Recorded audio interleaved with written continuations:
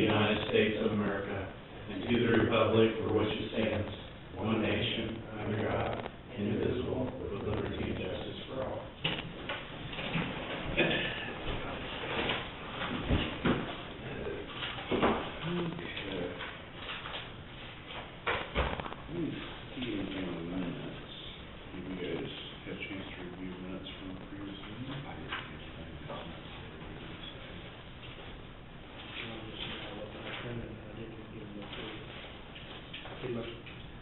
They look good to me, Mr. Chairman, so I move to approve the minutes from the last meeting, which was July 1st. I second, Mr. Chairman. Motion is second. All in favor, signify by saying aye. Aye. Committee reports. Do we have any committee reports? Thursday, I will be attending the first, the NEKDS board will be meeting to start their discussions on the formation of their bylaws, and that's on Thursday. I are the representatives as appointed by you guys, by this commission, to represent us on the NEKDS board.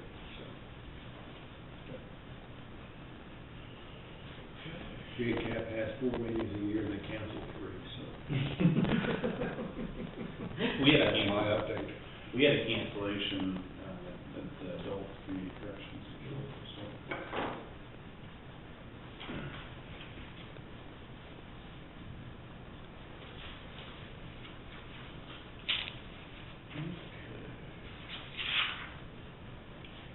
Speaking of them, I wonder if they got their books in order. I see they got extension, I forwarded that email. We got till August the 15th. Yeah, they shouldn't have time. They received everything. I think they've been going through that. I know Melissa was off yesterday, but they received everything that they needed to do. I think it was a week ago, or it was over whenever that came out. I think they received stuff like that very day from Wes. Wesley.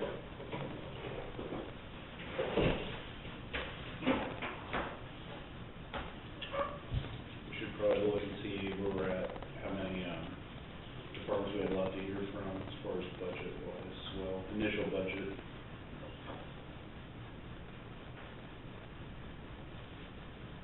Well, the county lights is in that Yeah, there was stuff. We need county attorney, we need, in fact, I'll get into it. Yeah, I haven't gotten the form. I'd say that.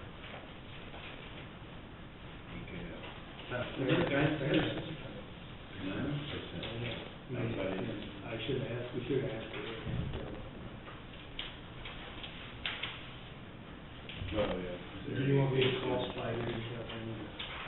Because I think they were talking about they want to start doing a re-roof or something out there. Didn't we ask that last year? No, That's what I was thinking too. no. That's at the previous year, which is Oh, $1,000 less. Neat half we had. And there's a request in there for them for this year. That's the one, okay. Well, I talked to the other county, Jackson, around there, they operate with grant. That's right, you told us that. $2,500, so.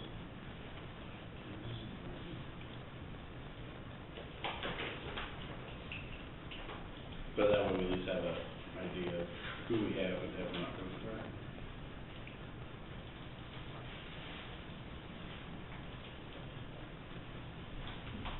We have Teresa McInerney coming up.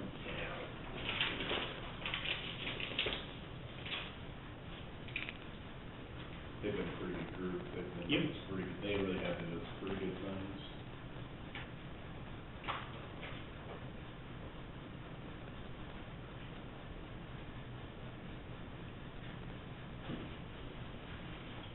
Do you have Josh's contact? I'll let you give me the phone number or something.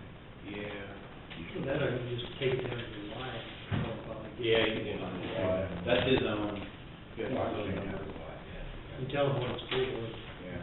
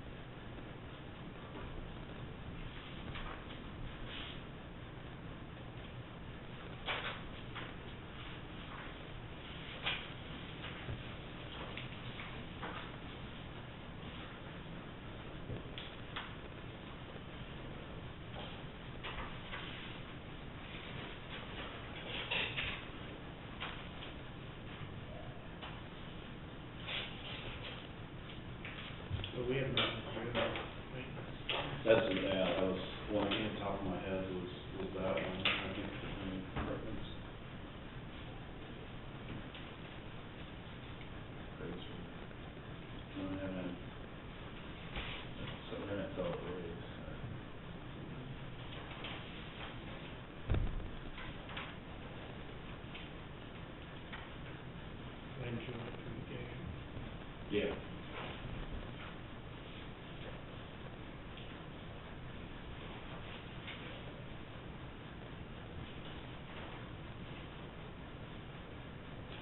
We'll do the first we check here, I see.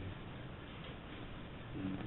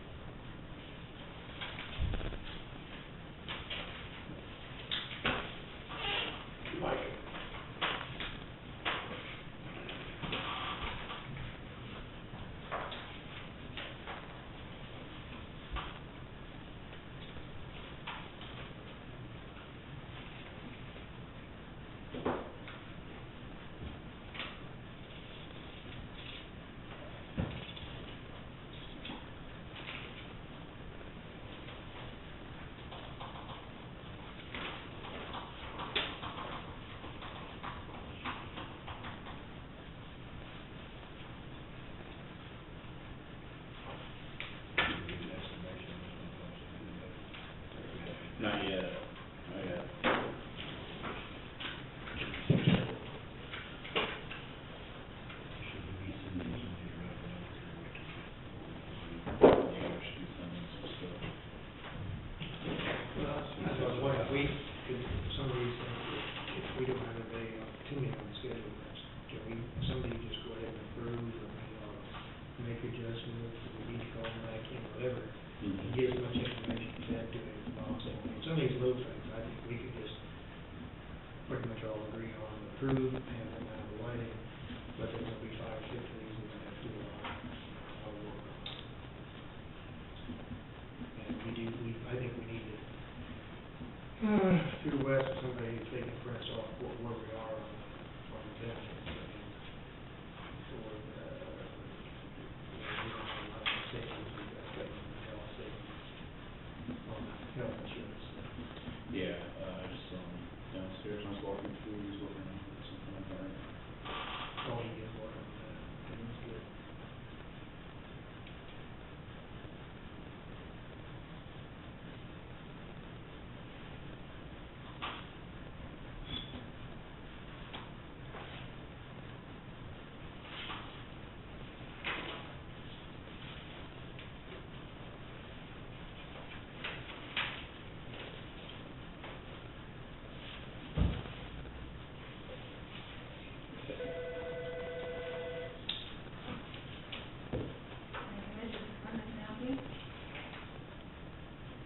The new folks were bringing earlier. What's going on? Mm-hmm.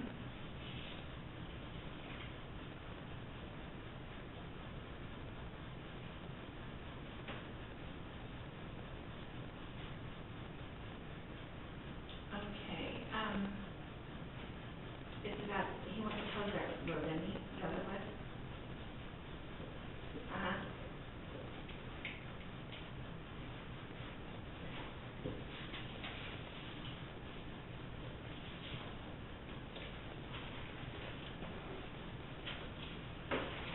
Okay.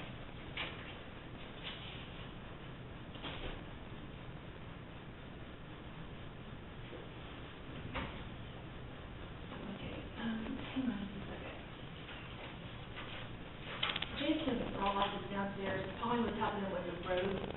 Him and his neighbor want to put a fence up, and he had the road surveyed, but they said part of it was, it wasn't closed, they wanted to be put on top of you guys. Does he need to make an appointment to that next Well, time? that's probably township, he wants to quote, he wants to. They want to get it township. closed, they put a fence up there. Well, that's probably a township road, because I don't think we have any county roads. I know we've got our township road too up in our area, but you get permission from township to put a fence across, because nobody goes up it. And that way you can put cattle. Yeah. If it's a township road, they gotta go to township with that. Okay. Debbie?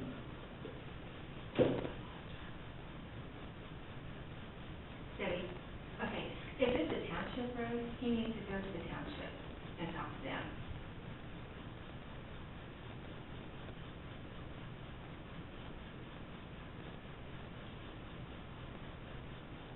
Okay then, Yes. Yeah. all right, bye-bye.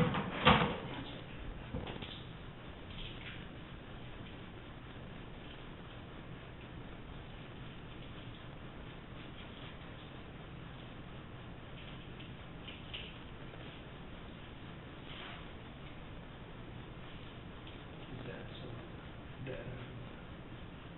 It's just all of us, it was just, here's my stuff, Oh, it's a department summary, did you kind of, 35 pages.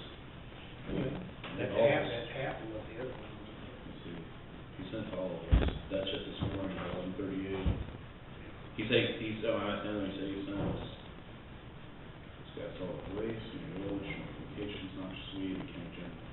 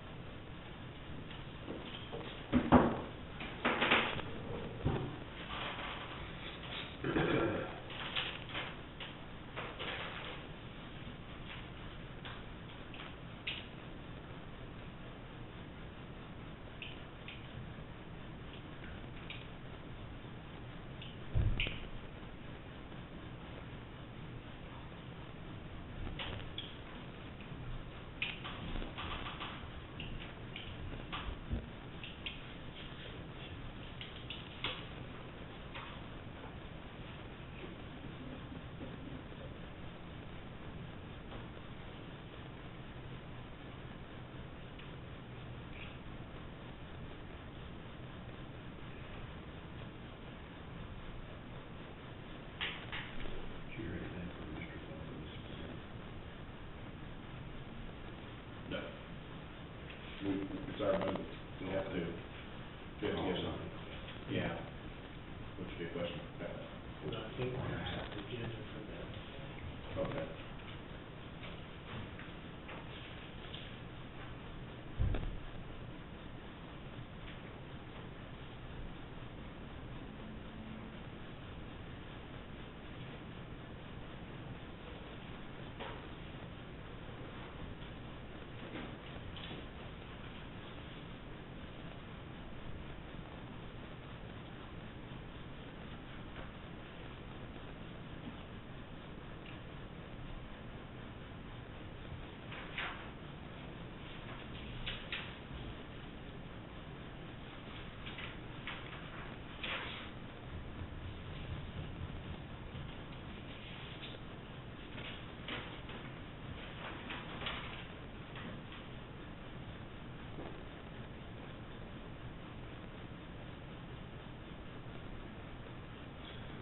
Asked her how she thought that, she said after we got one correction, she thought it was pretty good. Payroll, and she thought next payroll would be better. Still trying to figure out, there's some bills that, like health insurance, vision, you take off people that's left and get Okay. them adjusted, but there's still checks down there to be sent in that haven't been made up, but, I'm gonna go through the incorporated bills and kind of making sure it's not enough people Oh, are good. on. Getting that taken care of too. That's good, I think it's going to be good. And so just, yeah, so you and Courtney and who else? Wes, Westman, well, yeah, we said with Janine last time that, and then Wes is gonna be on Monday, but we're gonna work on it Tuesday, so yeah. get everything ready to go when he's gone and then run off Tuesday. Yep. She seems pretty nice to work with, Janine. Oh, yeah, Yeah. yeah, very nice.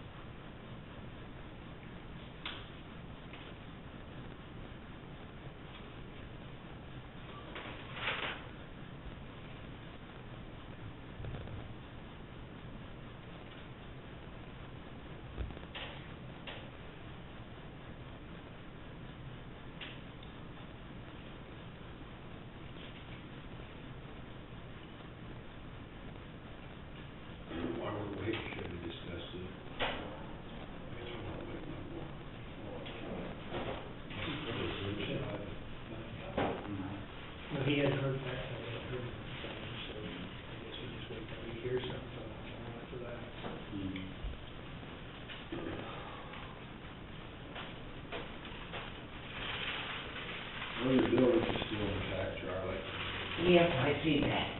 You see around those three doors and the skylight, and Yeah. Yeah. Those skylights just right between the banks. Pretty good storms around. I don't think I've ever seen it rain that hard. Man, it poured. It flat poured.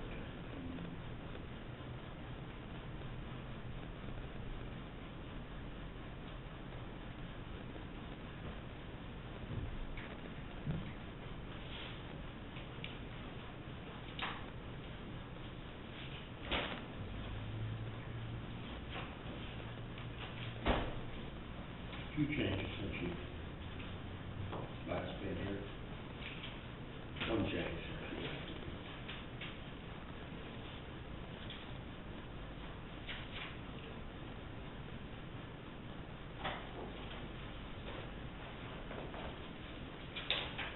Help yourself to Janine Florey from the Extension Council. Just happened to bring some rolls up before they presented their budget request. Oh, sweet tooth, yeah. So help yourself. Yeah.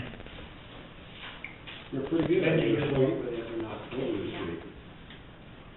Because if you don't, it's maple, and that's one of my favorites. I had two before I left, and one when I came back.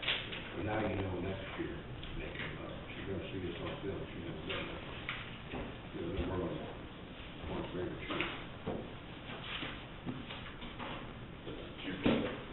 Right. She bought something last year, I forget what it was.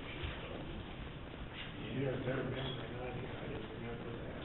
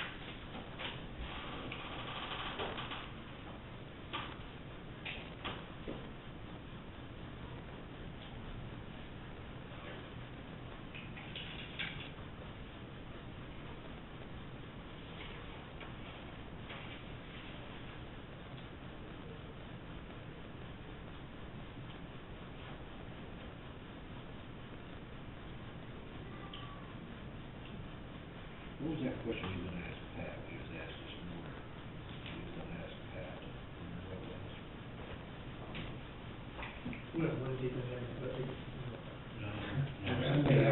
Somebody asked us a legal question, and none of us knew the answer. And we said we'd have to ask you, and I forget, did you note that down?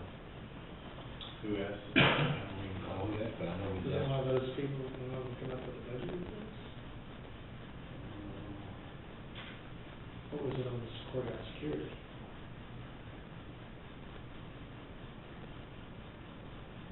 It was a budget request.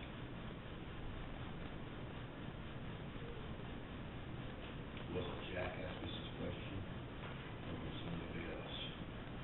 It wasn't Peggy. Who else was it? Jack? It would have been extension council. No. or I think Jack, constitution. Mr. Jack asked us this question.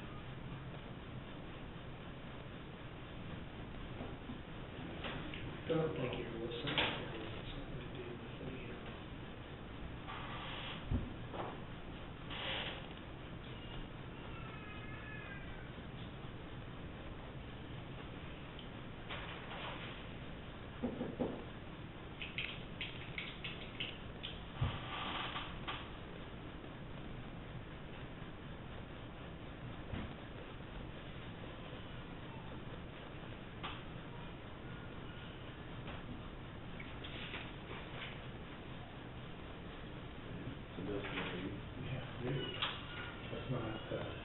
Probably the two, once they found the third one.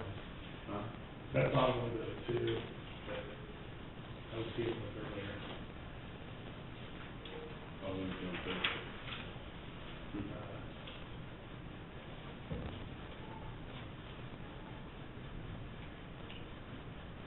Sounds like there's maybe a lot in the closet.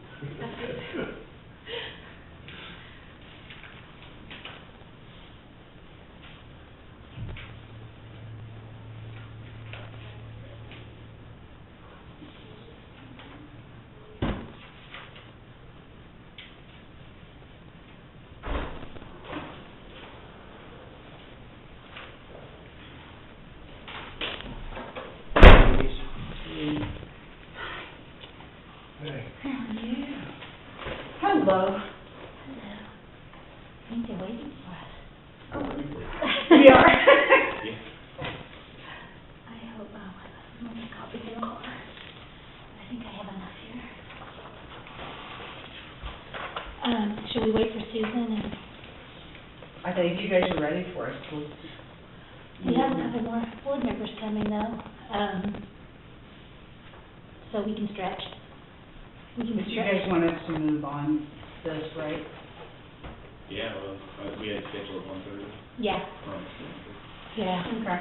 So we can go ahead and get started, they'll be here any minute. Okay. Here we go.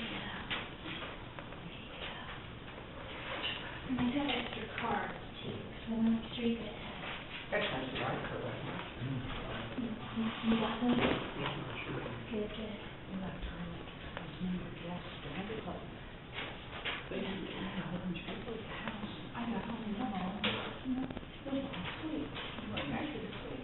There you go. All righty. Look here, Louise, you can. Thank you. Okay. There's one for myself. All right. Well, I'm Teresa McInerney with Northeast Kansas Enterprise Facilitation. And I know you're familiar with our program, or most of y'all are familiar with us. We are a non-profit that we've been in the region. We serve Atchison, Brown, Donovan, Nemaha, and Jackson counties.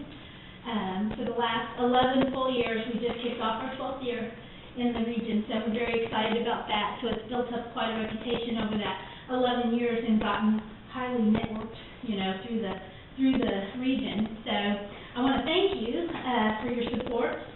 We still have our original funders in the region, and those 5 counties all fund our projects. And I want to thank Atchison County for being a loyal funder to our project. A little bit about our program. We offer free and confidential business guidance to startups, anyone that wants to start a business, and maybe they just have a crazy idea and they just want to run it up the flagpole, see if it'll cash flow. So we have financial programs and things like that we can plug in. Not just startups, but existing businesses also. So I want to make sure that that's clear, that we also help existing businesses. We're trying to work on that transition period where a lot of folks are getting to the end of their line for their business and they want to get a new owner in, so we can work with the new owners. But in the meantime, we're working with businesses that are existing, like, hey, how long are you going to be working in the business? Do you have a key employee? Do you have kids that might want to take over? Things like that. So we help with those kind of details. Get them for the startups. Maybe they want to create a business plan. They're going to go to a lender. So we would meet with them, help them put their ideas on paper, so it's appropriate for a lender, and also their financials, things like that. All sorts of different things. I kind of like to look at it. Everyone's so different. When you meet with someone, you never know where they're at with their business. So we start out by listening to where they're at and what they're feeling and what their goals are. So I like to look at it as you meet with the folks, find out what their goals are, and then we find out what the goal is, and then what's in the middle. What do they have to knock down? What barriers are going to stand in their way, and how can enterprise facilitation help remove those barriers, get them over those hurdles, whether it be a license, funding, whatever they're going to face as a challenge. We help get them through that. And a big part of our program is the strength of our board. We have 59 folks on our board. Oh, yikes. I have my wrong thing. Oh, I've got my wrong sheet. Can I look at that? Make sure. Oh, my goodness. No wonder I didn't get anything with writing on it. I'm actually going out to my car and get my updated sheet, but if you'll bear with me. Yeah, 59 board members, on the board.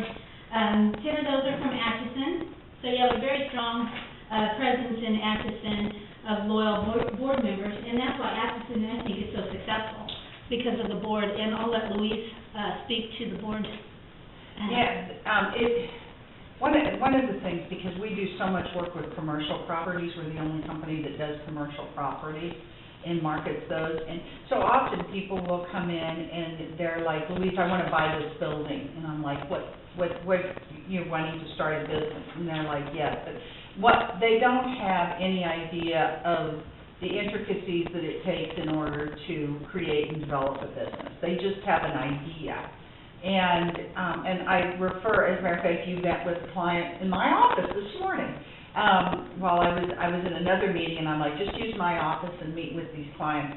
They're from Colorado, they've moved here, and this is kind of a typical one that I would get. They've got an idea, they want to start a business, but they really don't know the laws of this area, they don't know how to get financing, they have an idea. And I can turn them over to Teresa, and I know she will help cultivate that idea and explain some of the things that it takes in order to own a business, in order to create a business. And it probably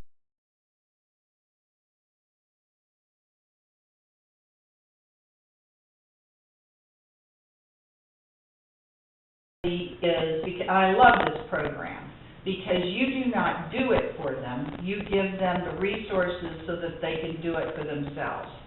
And one of the things that's almost impossible for us to measure is whether or not some folks really have that capability. You know, once they realize that there's more than just buying the building and opening it up, that there are a number of steps that you're going to have to go through in order to create and develop a business.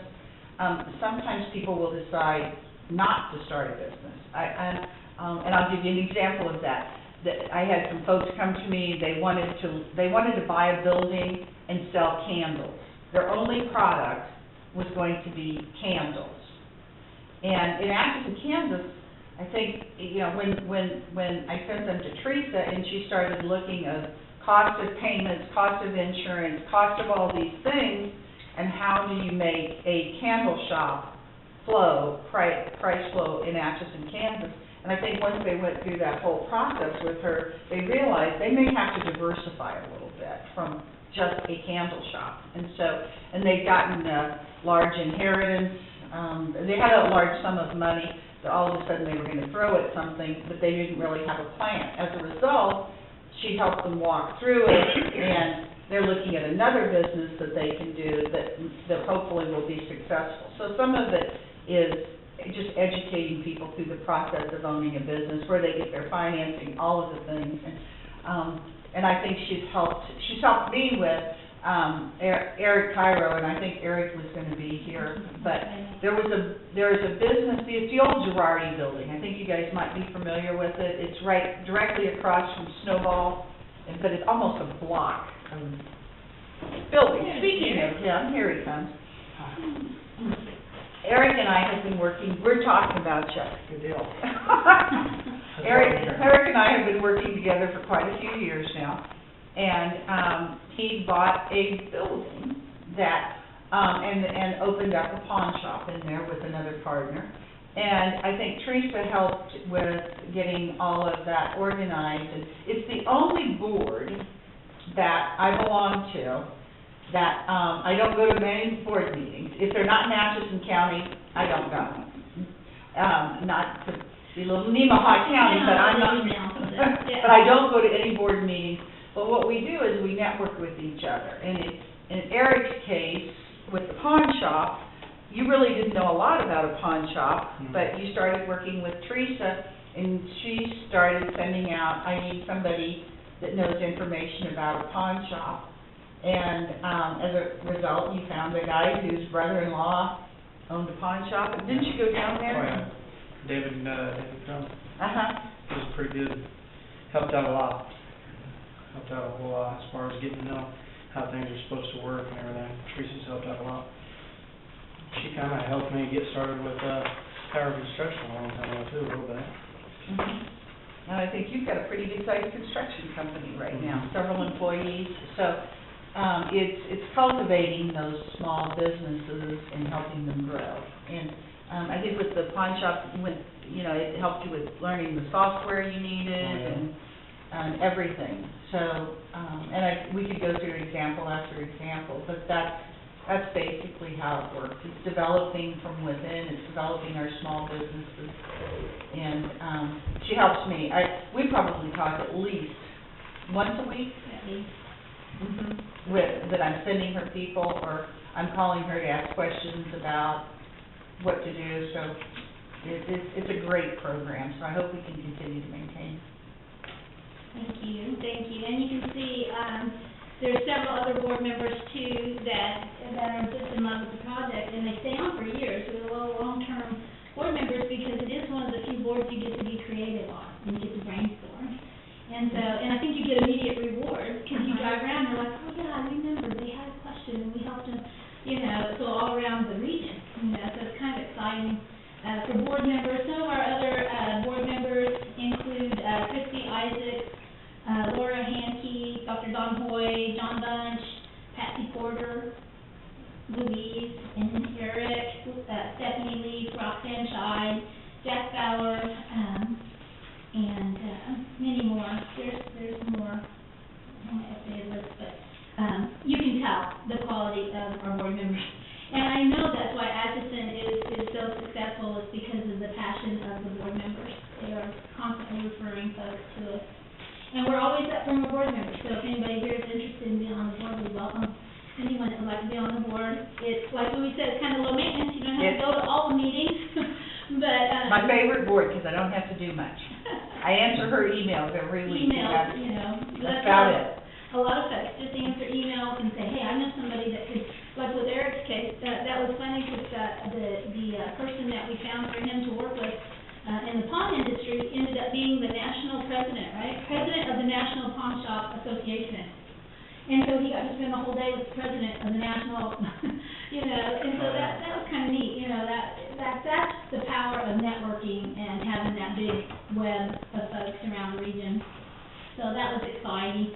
And introductions, we'll go on to the introductions, and you can see that, because we do not solicit, we don't have the time or the budget to go around and have enough folks, we don't go, these are all volunteer board members. I can't go solicit downtown and say, knock on every door and say, hey, I heard you needed help. We don't do that. We don't believe in that for our philosophy. We think that a successful entrepreneur, like Eric was, he sought out resources, stuck with it. He would call me back, give me an update, or ask me more questions. That's how we believe that should be done, because a successful entrepreneur, you can't go run their business for them. I mean, at one point, it's gonna be on their own volition. So, introductions, we depend on those. They're at 696 for Atchison. I don't know if you have the historical data, but that has jumped drastically since I've taken over 4 years ago. I've been doing this for 4 years, and so that's jumped quite nicely and benefited Atchison greatly. 3,169 for the region. Clients for Atchison at 213. Total for the region, 934. Right now, we have 67 clients that are active in the 5 counties, actively working on a business plan. So that's pretty exciting. That's a high number. We usually average around between 45 and 55, but right now it's 67. We've had a really busy summer. So they're actively looking, and in Atchison alone, Atchison County alone, there's 17 folks actively pursuing businesses right now that we're working with. So it's been a busy year. New and expanded or retained businesses, Atchison's at 24. That's soon to add 3 more businesses to the new businesses. We don't add them right away. We wait. We make sure they're following our philosophy of financial management and marketing and products. So there's some to be added to that very quickly, and that means also the next will go up too when we add those businesses. So right now, 24 new businesses in Atchison, 113 new businesses, in the region, 77 jobs in Atchison, 392 jobs for the entire region. That's pretty exciting when you think of an employer coming in and wanting to add 392 jobs. Everybody be doing backflips and all sorts of things. But the nice thing about having those jobs spread out through the region, if their incentives run out, now, like Boeing, when something like that happens, it's not so devastating. You're not losing jobs for 392 people. So these are spread out and making our communities better to live in. So 392 jobs, and Tuna is at 69 for the total project, and 8 for Atchison. Tuna, you might say, we don't work on cars or anything, I don't stop and fill up the oil or anything, but Tuna, we would consider tune-up when we just kind of tweak something. Maybe somebody calls us and they say, I've been doing these by hand ledgers for years, and now I'm getting pretty busy. My business is getting too big for that. I want to add QuickBooks or something like that. So we would bring in, we do have access to QuickBooks experts, and we can bring in a QuickBooks expert to train them one-on-one. That's hard to say 3 times. But we can bring in an expert to train them at no charge for up to 8 hours. And so that's through our affiliation with Washburn. So we're pretty proud of that. So we've gotten a lot of folks help on QuickBooks and things like that, and that's a common request from our clients. Assistance provided to clients wishing to start a new business. 73% of our folks are new startup businesses, with 27% help going to current businesses, existing businesses. So we would like to get the existing businesses up a little bit. I want to make sure that everyone knows we're available for existing businesses as well. Since June of 2003, we've had 6,613 contacts. And a contact is a meaningful exchange of information, whether it be email, phone calls, or in person with folks. The average number of times we talk with a client is 7.1 times, 7 times. So a lot of folks come back 20, 30 times, and sometimes I see somebody once or twice. It all depends on that client, because everyone is so different, And a lot of times I'll hear from a client, and maybe I won't hear from them for 2 years, and they'll call me, my husband got sick, now everything's all right now, and I want to move forward. And I'm like, great. So we just kind of pick up wherever they left off. Life happens. And there again, that's part of our philosophy, that we don't follow up and knock on their door and say, are you ready yet? Or what are you doing? What are you doing? Did you get that done? Because it needs to be on their timeline, because they're going to have to have that passion to make it a successful business. So then on the businesses you might know around the area that we help, NB Zumba Studio is one, Reckless Design.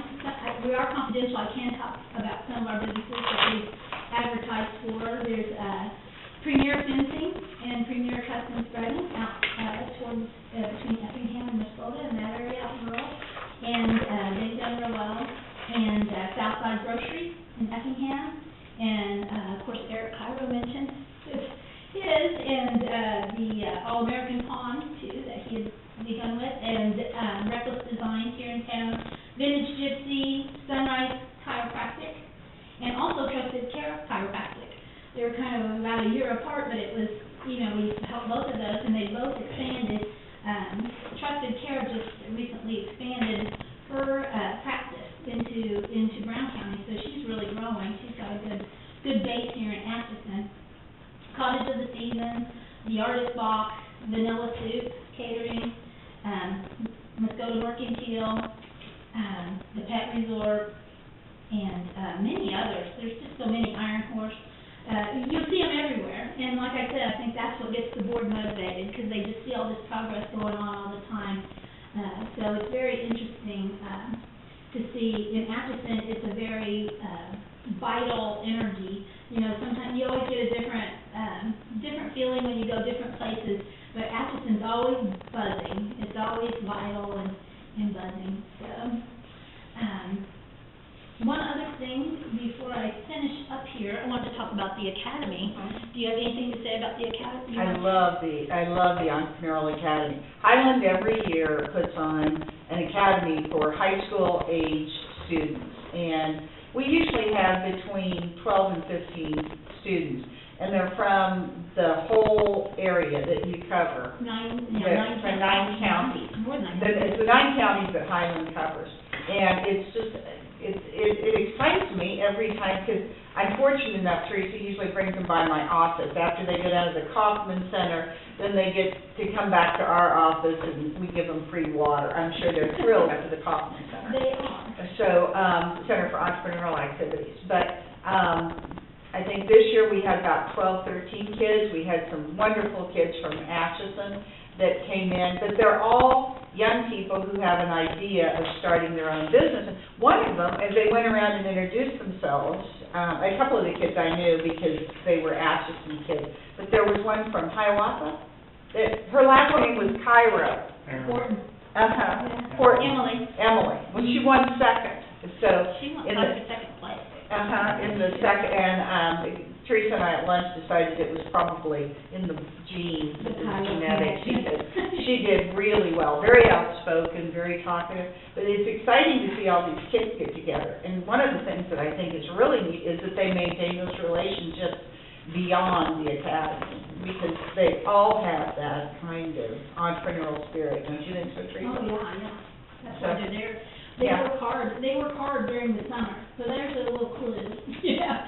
This is not such a, it is fun. I'm not gonna say there's not fun elements, but when it comes down to it, they're working. We have to make them get off the computers at night because they are so jazzed, because all of a sudden the competition heats up and they're watching they're working on their business plan, because it's a big competition at the end.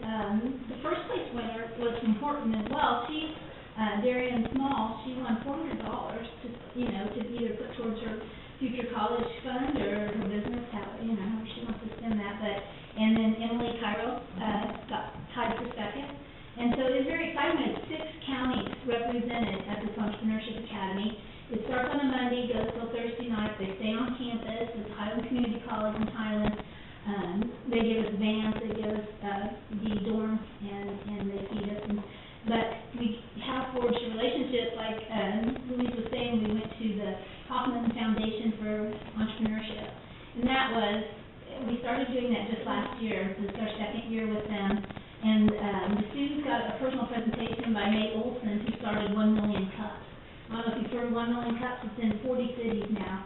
Started right there in Kansas City when he was 21, and so he's young, and he's super successful. So nothing spoke more, we could talk all day, but nothing spoke more than that, seeing a 23-year-old that has a business in 40 cities, and he gave them a personal tour and a personal presentation, and then it invited them to a big brainstorming session in the Kaufman Lab. So I think that really kicked up our academy last year and again this year, so I'm excited about that too. And by the way, if you guys know of any kids, because I think, Jeff, you've got some coming up here pretty soon. Anybody that has any kids that are going to be high school age kids, I really don't like it when somebody outside of Atchison County wins.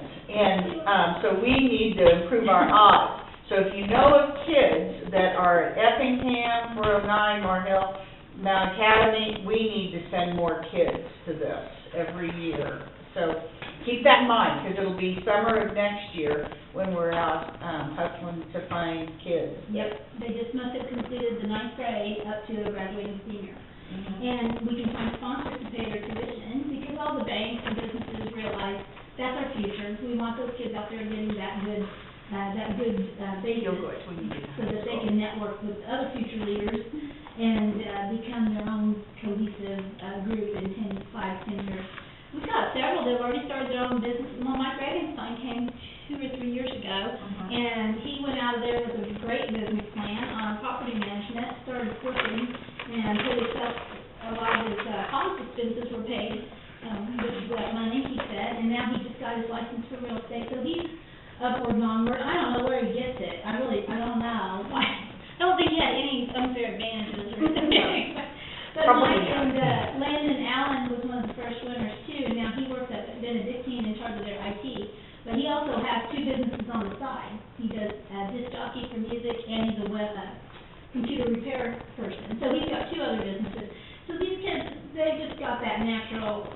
entrepreneurship gene. There is a gene they've isolated, so it's kind of fun to see these students come, and that really comes out. There's so many success stories we could get on all day. There's a lot of them already. One of our students, I'm done, there are a lot of people waiting. There's one of our students that emailed me a couple months ago. He's in South Africa now on his internship from college, teaching entrepreneurship in South Africa. So he was from the Quebec area, so that's kind of exciting. But anyway, any questions on ES? I'll stop talking about the academy. Get excited. We looked at stuff when the economic development, when this kind of got started about the, what Don was This was, what's the guy's name that wrote the books and everything? Ernesto Ciroli. He came, did you guys He meet came, him? didn't, BC, Yeah. yeah, Did you BC. yeah. And this is his whole program. You get them started, you get people started on their way, and then they have to do the things. You don't do them for them. They have to do it. And I think that's a huge part of the success that we've seen with these programs, is that you get them started and then they move on to the next phase of it.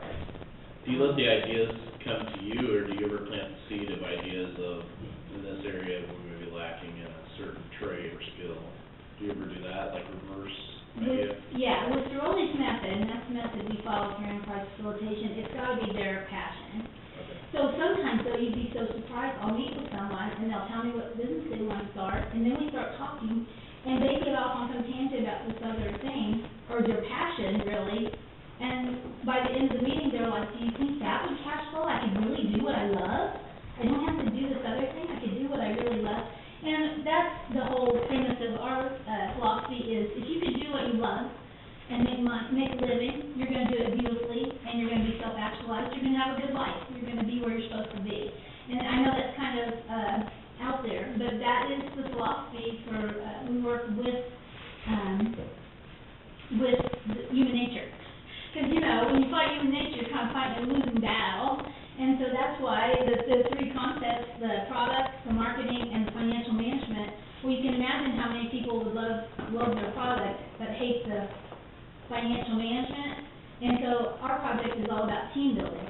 And so many people think, yeah, I can keep the book, but I really am excited about my auto body. I can make this so beautiful like it was brand, at the end of the day, they're so tired, they're just thinking about their next paint job, and they're not thinking about, hey, I gotta follow taxes. So we always try to encourage them to get a balanced team.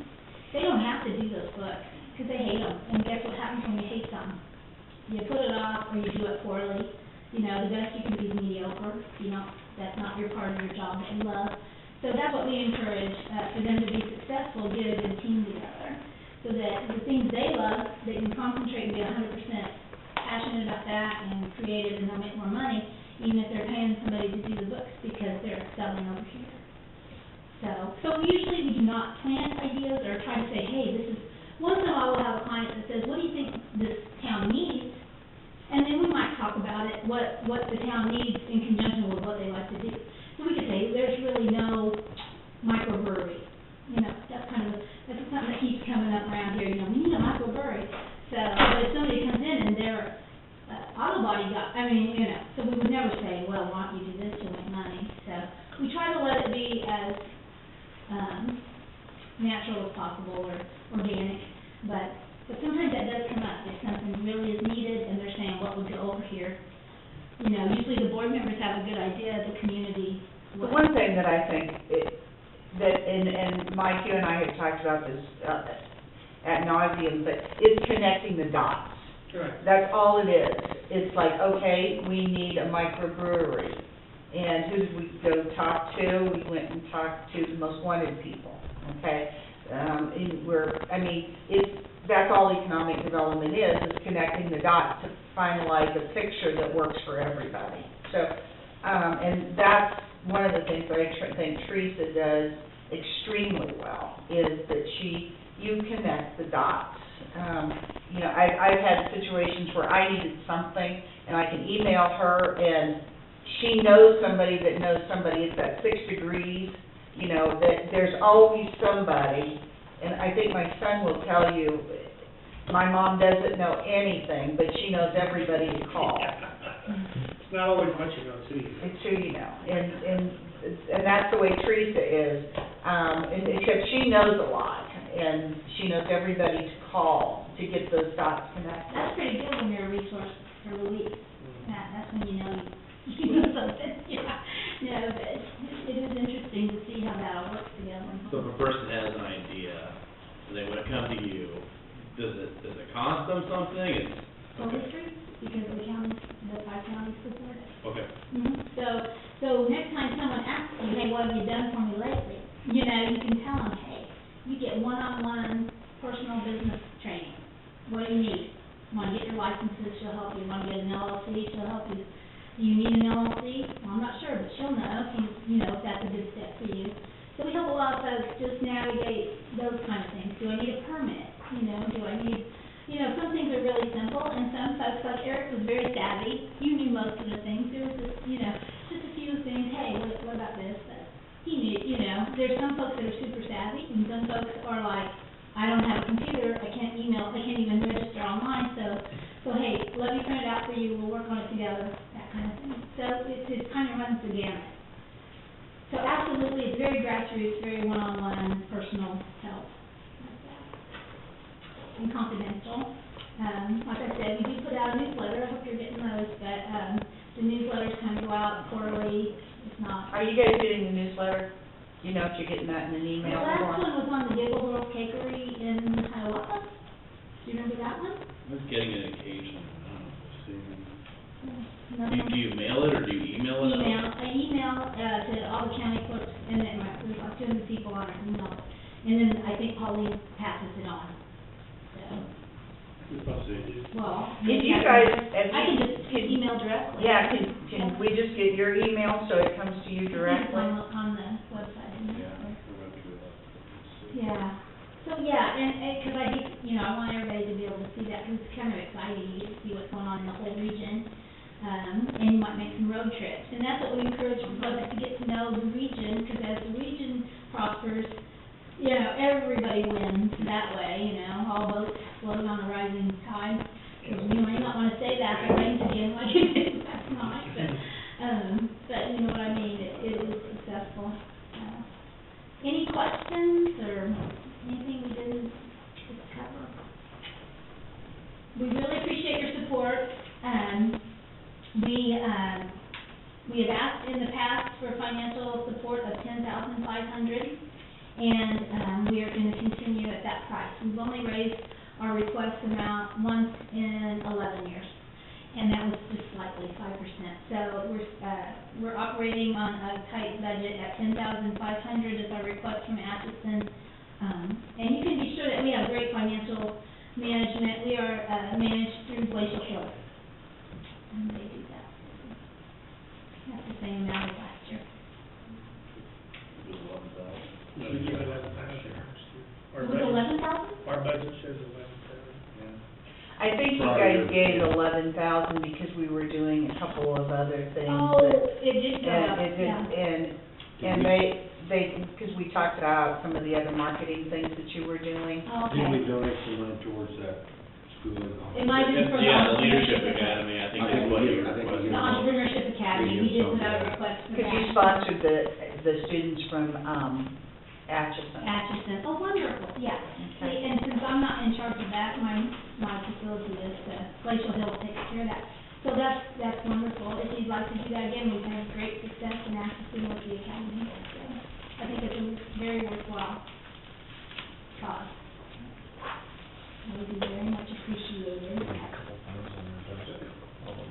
All right, and I've got a stack of cards, you want me to just over here, if you all need cards. Yeah, cards? If you guys can send Teresa your email, then we'll make sure you get on that, because I think it would be good for you to know what was going on with all of that as they open and everything. Do our schools in Essex County promote this? Hey, not like I would really like for them to. And part of it was, I think the first year or the second year we did it, I really went out and you have to keep going back and, you know, hitting them again and again. And you gotta have somebody that's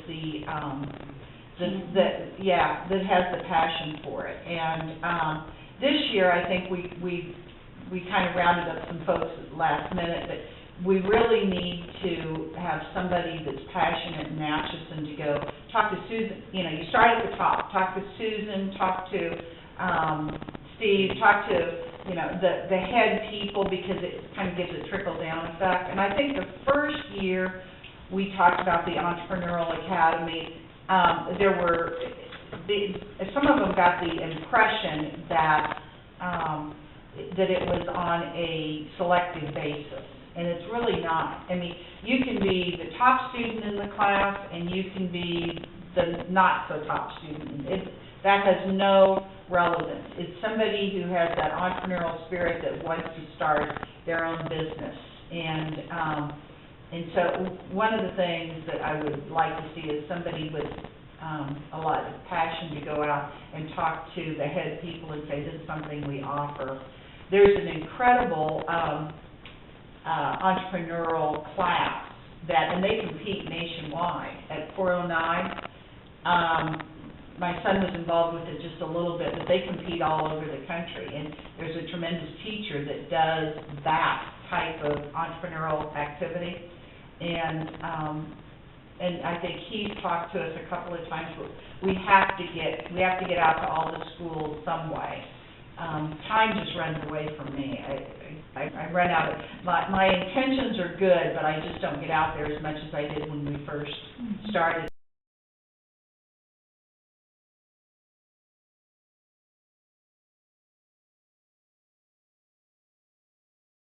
But it's getting out and doing it every year. We send out the marketing in February, March, to get all, the website's updated, it's already go, EFBizTeam.com. And we've been pretty consistent with 12 to 15 kids. Mm-hmm. And we can't really handle too many more than that. We could go up to 20, but actually what we found is around 12 is perfect. For the band situation and for them, our director, another nice thing about the academy, we've had the same director for 4 years, and he is awesome. He's a 35-year business teacher from Silver Lake, Lauren Ziegler. And it's like Zig Ziglar. He's so motivational and smart, and he's also a coach.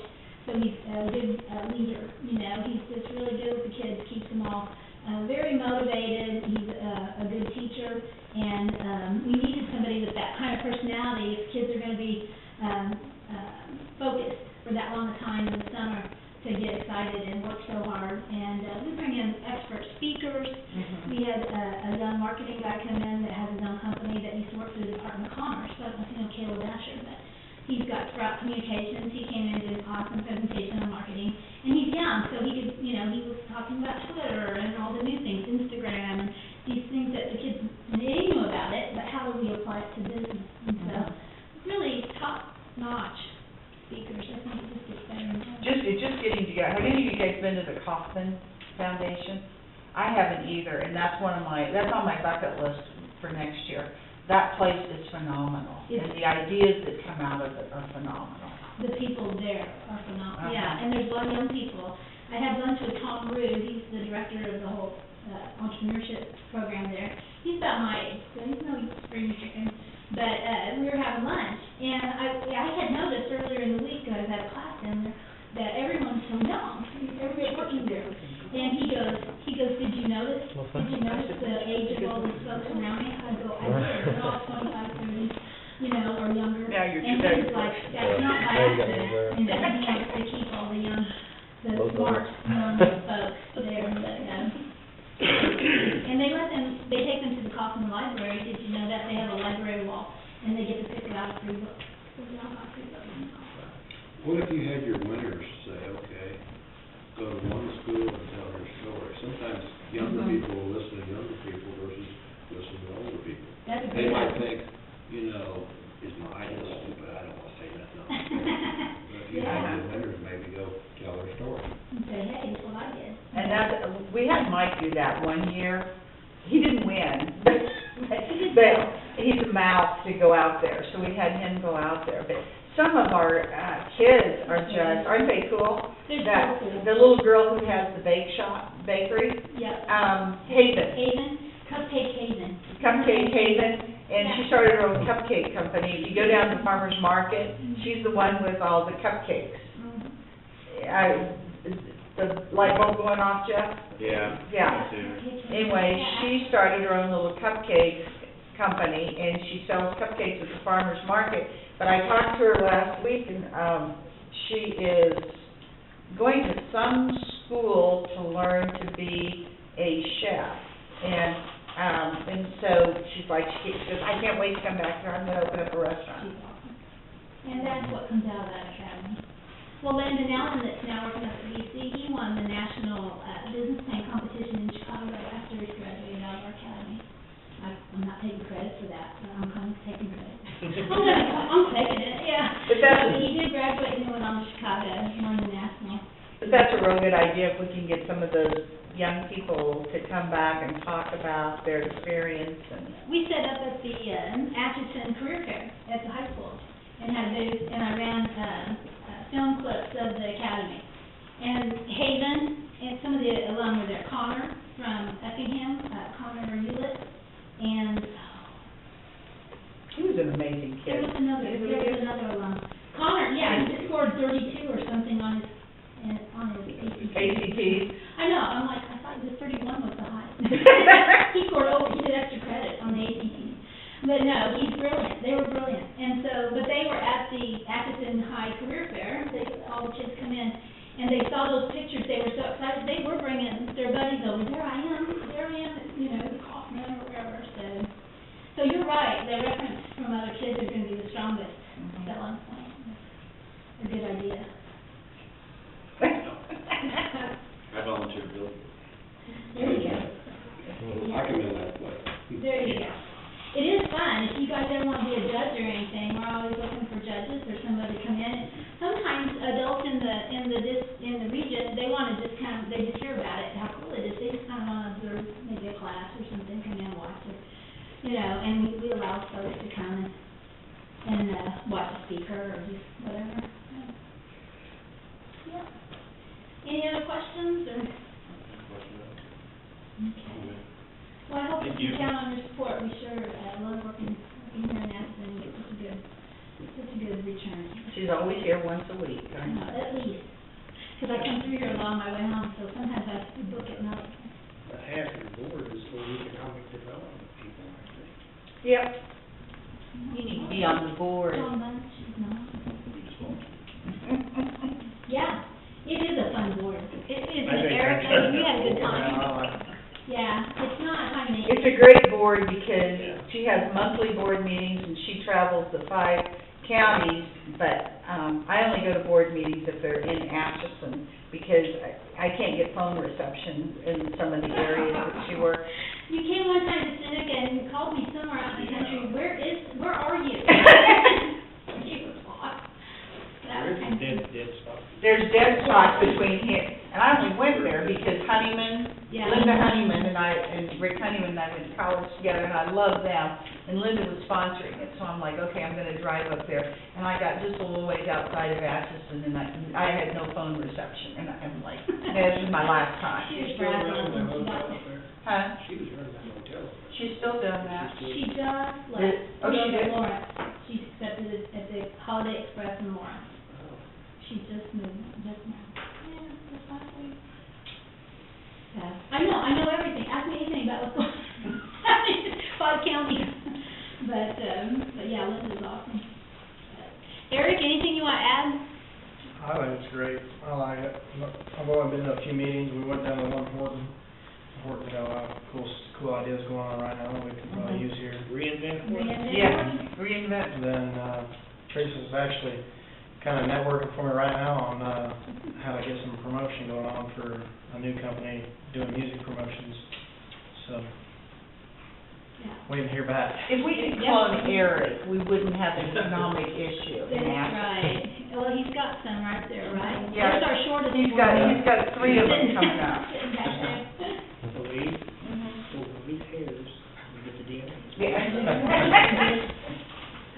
Yeah, he calls me at 6:00 in the morning to talk about ideas, and, Yeah. and it's like, well, what do you think about this, what do you think about this? So, it's exciting to see some of the things she's doing. Well, thank you very much. Thank you. Thank you for coming. Thank you, Lee. Keep up the good work, Barry. Huh? Keep up the good work. Oh, Thank you. always. You guys, thank you for your time, we appreciate it. Hey, how's it going, man? Good. Well,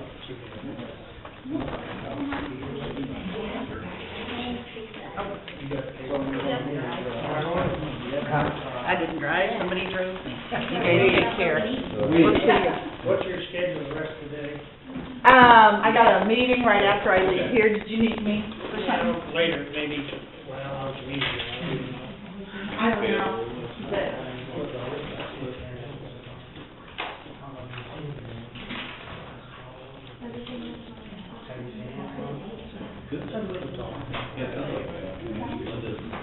You don't look like Paul.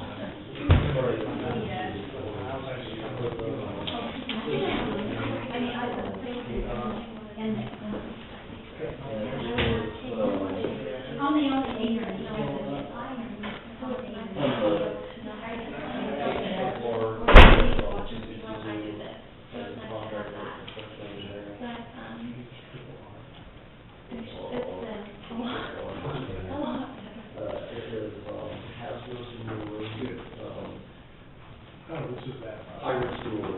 Okay. Could I get it to the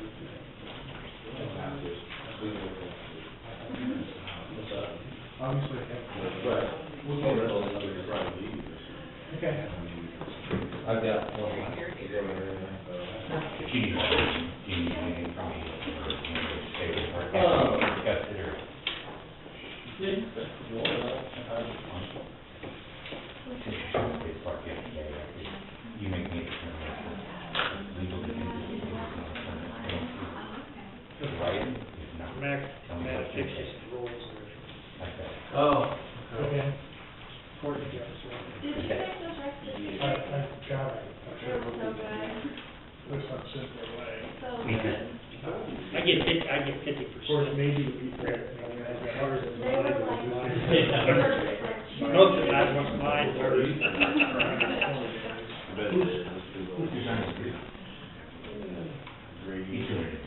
You need four. Husker Central Council on it for those and the others. Just have to bring it later before they present it in the budget. Well, They're doing one. before you. This time, right now, it's showing up. This is the number of these, which is, West on the only thing that we're gonna do by all that's what they do. So that's really what we need. well, this is the difference before, this just Yeah, it's shows, different. I know, but your I program was is using it different. right now. That's probably. Well, we haven't approached that. One of them's going, let's say, fine, I'll give you whatever, and Two days. That's probably, If Dave said, Did you look at these? nah, then we can take that. Did you? If he said, yeah, I can write you. But no, there is a report that has that, I just Then printed we off can what write they're it. giving you, so I can start Okay. writing that one. Yeah. That makes sense? Yeah. Now, is You your understand what I'm saying? where it used to be, or are you back? No, I'm still in there. Just because Thank legal you. description, You know? I'm pushing the issues, I don't want to be violated. It's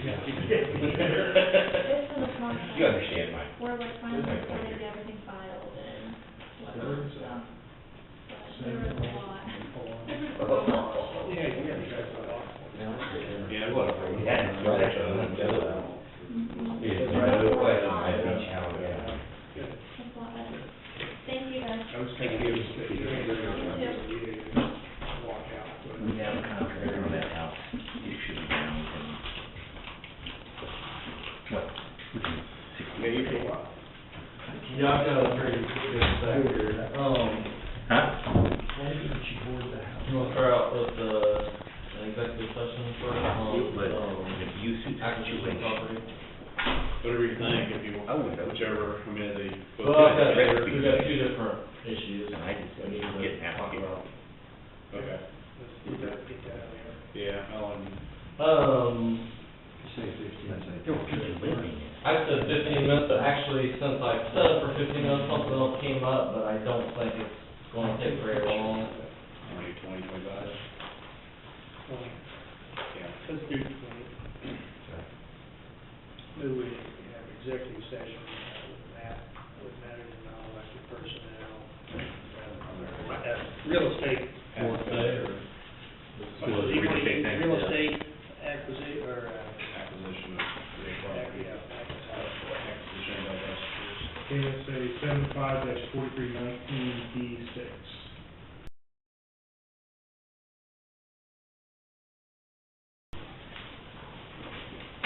And do you have a purchase order, or what? I've got two purchase orders, and then, we need to have a short meeting, for selection of a consultant for the three intersection project southbound, High-risk roads, so. high-risk rural roads. That shouldn't take too long. Yeah. And then I got a couple of POs. Okay. Good.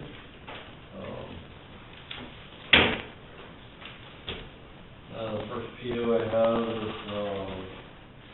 for $11,935.75, and it's for a 120-inch by 50-foot culvert for Phillip Road north of 262. It's replacement of a concrete bridge. that's the one down there, south. Yeah, I've got the permit to replace it. 120 inch. Oh, By 50 foot.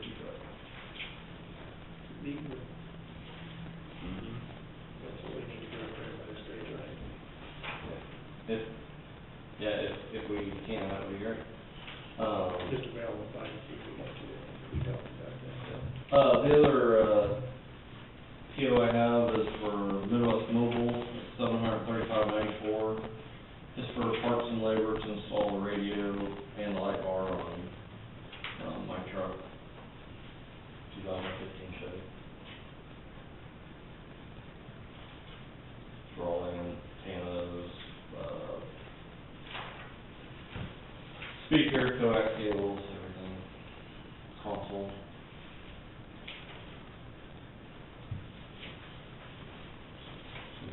Is this for 2 tubes? It's one culvert, they can't make that big in one piece, so it's gotta come in 225-foot sections.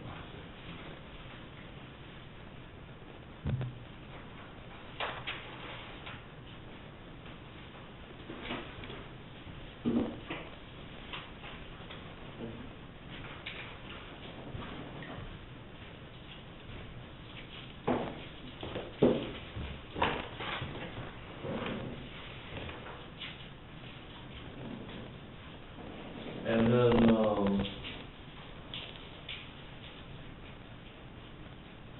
we need to go into a meeting with our negotiating committee to select a consultant on the, high-risk roads. high-risk rural roads project. So, we need executive session. No, that's not, no. Who is the negotiating? I'm the chairman and, you three are members. Okay. Same as, remember when we did it before with, Chris? Did the same thing? Don't you remember that? I think you did, so. I was thinking it was the three commissioners and Chris Chandler. And I. I don't remember.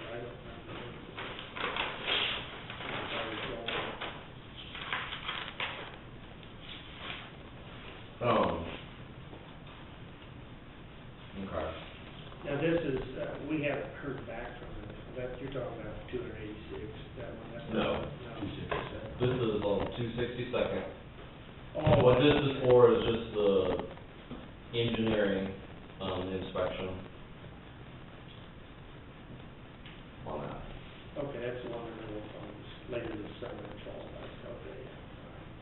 I thought maybe he was talking about the other, the one we applied for the grant.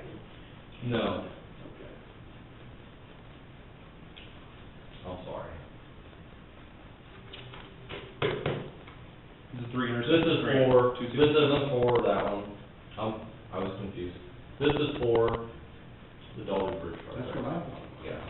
We already did the one for the, I was confused. When Chris was here, we did the one for the 3 intersections. This is for Dolly Bridge. And this is just a firm for the inspection, final Right. inspection, right?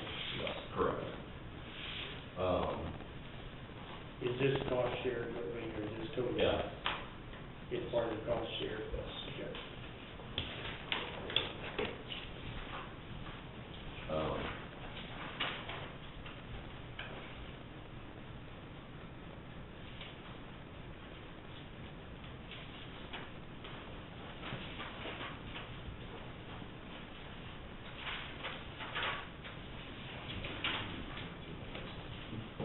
This is a form we use.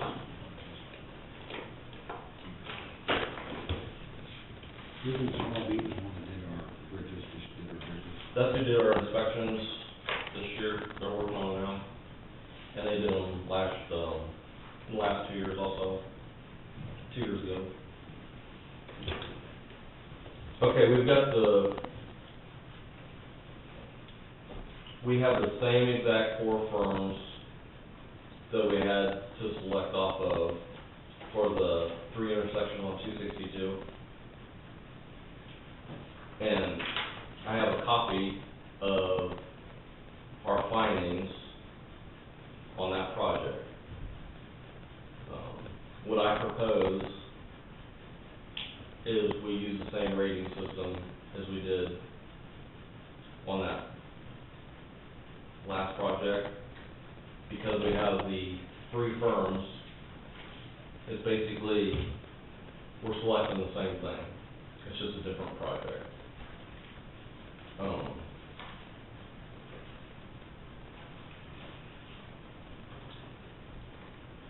Now, I'm sorry that you guys haven't had these proposals to look at. I didn't know how to really get them to you. But we've got one from EG, one for EES, and one from CFS, and one from Schwab Eaton.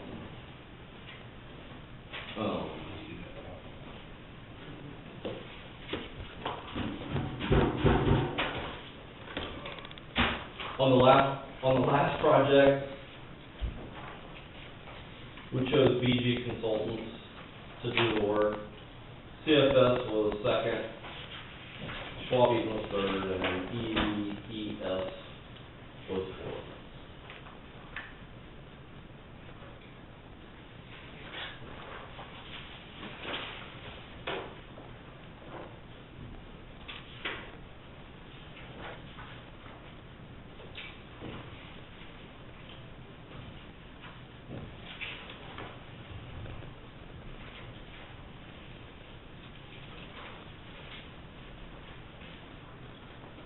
So those numbers you just gave us, 1, 2, 3, and 4, that's how you rate them?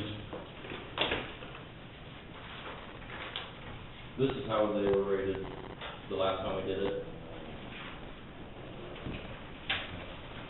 And this was, like I said, we just did this about, no, it's been probably 3 months ago when we did this. It's the exact same 4 firms. That's why I'm suggesting that we just go with the same numbers. Because we have the same proposals, it's just a different project.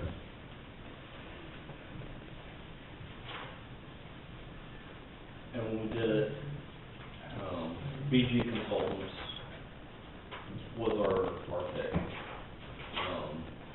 The CFS, Cook Flat Trouble was second, Schwab Eaton was third, and EES was fourth. That was our findings at the last meeting.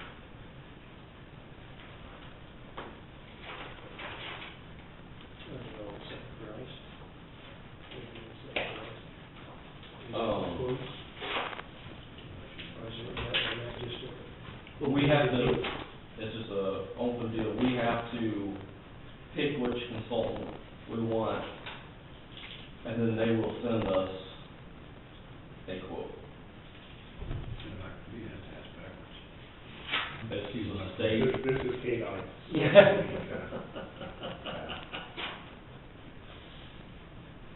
Okay. I'm surprised. Can we change our mind if we don't like the figure they give us? Yes. Okay.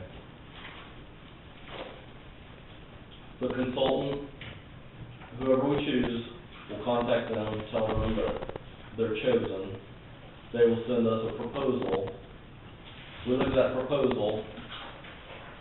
If we don't like it, we can negotiate with them, and if we don't like the way the negotiations go, you get a number two.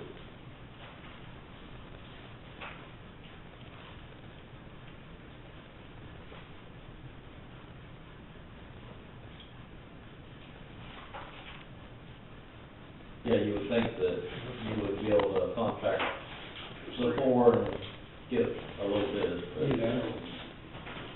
Why don't they do like everything else, why don't they bid?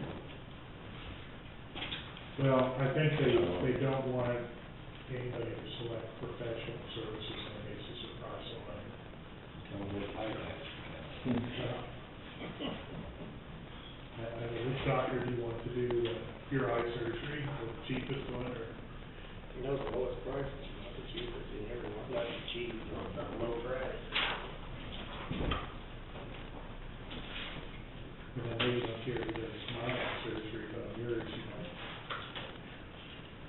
If the commission doesn't feel comfortable doing this, I'll give you time to go over and do I was it. gonna say, like, do we need to do it today, or? We need to do it soon, but we could do it, I mean, if you want time to look over those, With me, if there's three of us that are gonna post it, it's fine, rating, if we would, it wouldn't make too much difference.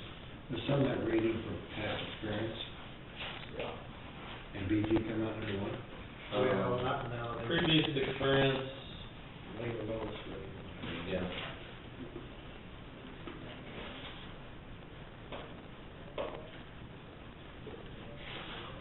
Like that EAS, we've never had any experience with them.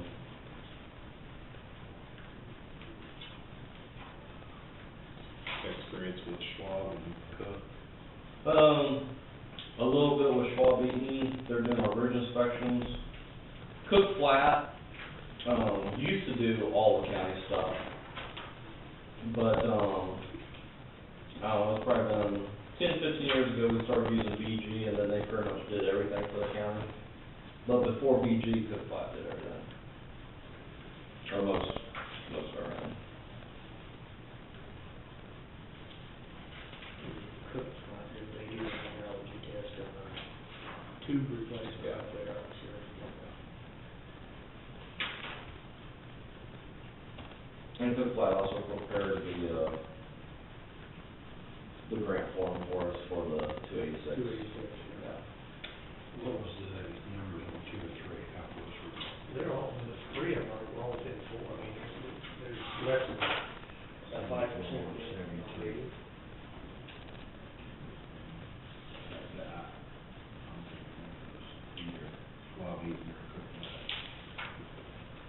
One of the main reasons I would go with BG is because they've been involved in the project clear from the get-go, and they're the most familiar with the project. That took fun stroke boys. On 286 Road? No, that's the question. This is all we Oh, know.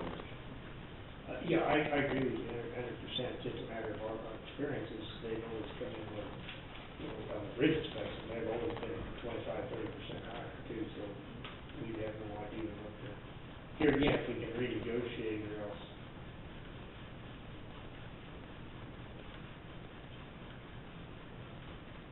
Yeah, you're 100% right, they're familiar, because they did the pre-engineering stuff. True.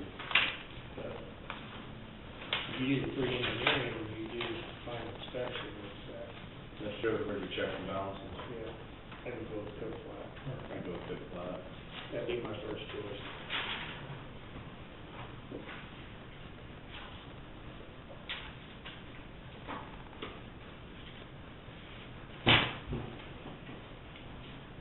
Do we have to make a motion on the first of January? Yeah.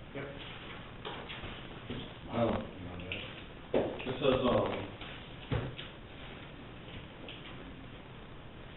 after you pick the firm you want, they will send you a proposal. You either give acceptance to the proposal or you negotiate costs further. If unable to negotiate an acceptable proposal with the first-rate firm, you want to notify the firm in writing that negotiations are being terminated, then contact a second-rate firm. Go through the same procedure. Same procedure. Okay, that's easy enough. To the motion. I would move that we would enter, to appoint Cook Flat Strobel to begin negotiations for the inspection of the Dollar Bridge. I think I might have, Mr. Chairman, if you probably need to have a second choice in that motion, so. Do you think we need to have that second in there, or we just wait to see what? We need to rank all four of them. You could do that, but you're going to terminate the contract or the negotiations, that's something you're going to have to decide anyway. Right. Exactly. I've got to send this form to the state. Oh, Yeah. so we need to. This thing has to be filled out and it has to be ranked. And so if we pick the second, if we took your ranking and we pick the second one, they're gonna, what are they gonna? That won't work. That won't work. We've got to go through and it has to be shown that Cook Flat Strobel was picked as number one. That's one of the deals, you gotta be a liar, right there, you gotta get the figures. Exactly. And that's, I don't know, if you remember when we did it last time, that's what we had to make the number come up right. That'd be good, Chris. Yeah. Was it us three? I was thinking, Me and you and Chris. okay. And since Chris was gone, then I just figured we would do it. So you told me that's what it's considered.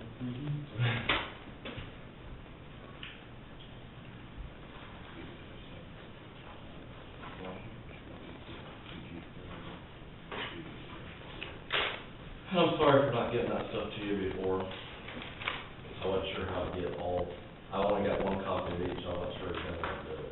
So. They have any projection of when they're gonna start? On the Dolly Bridge, it'll be spring.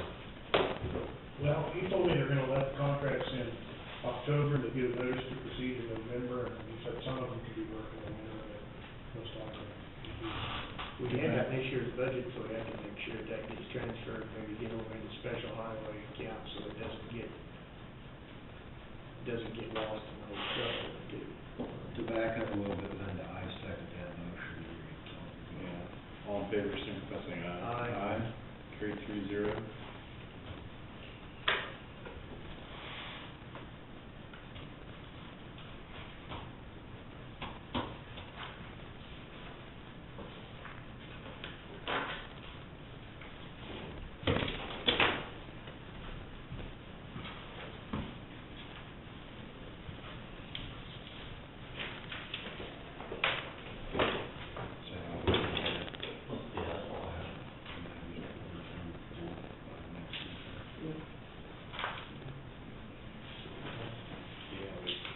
Yeah, with federal funds involved, it's a lot of paperwork.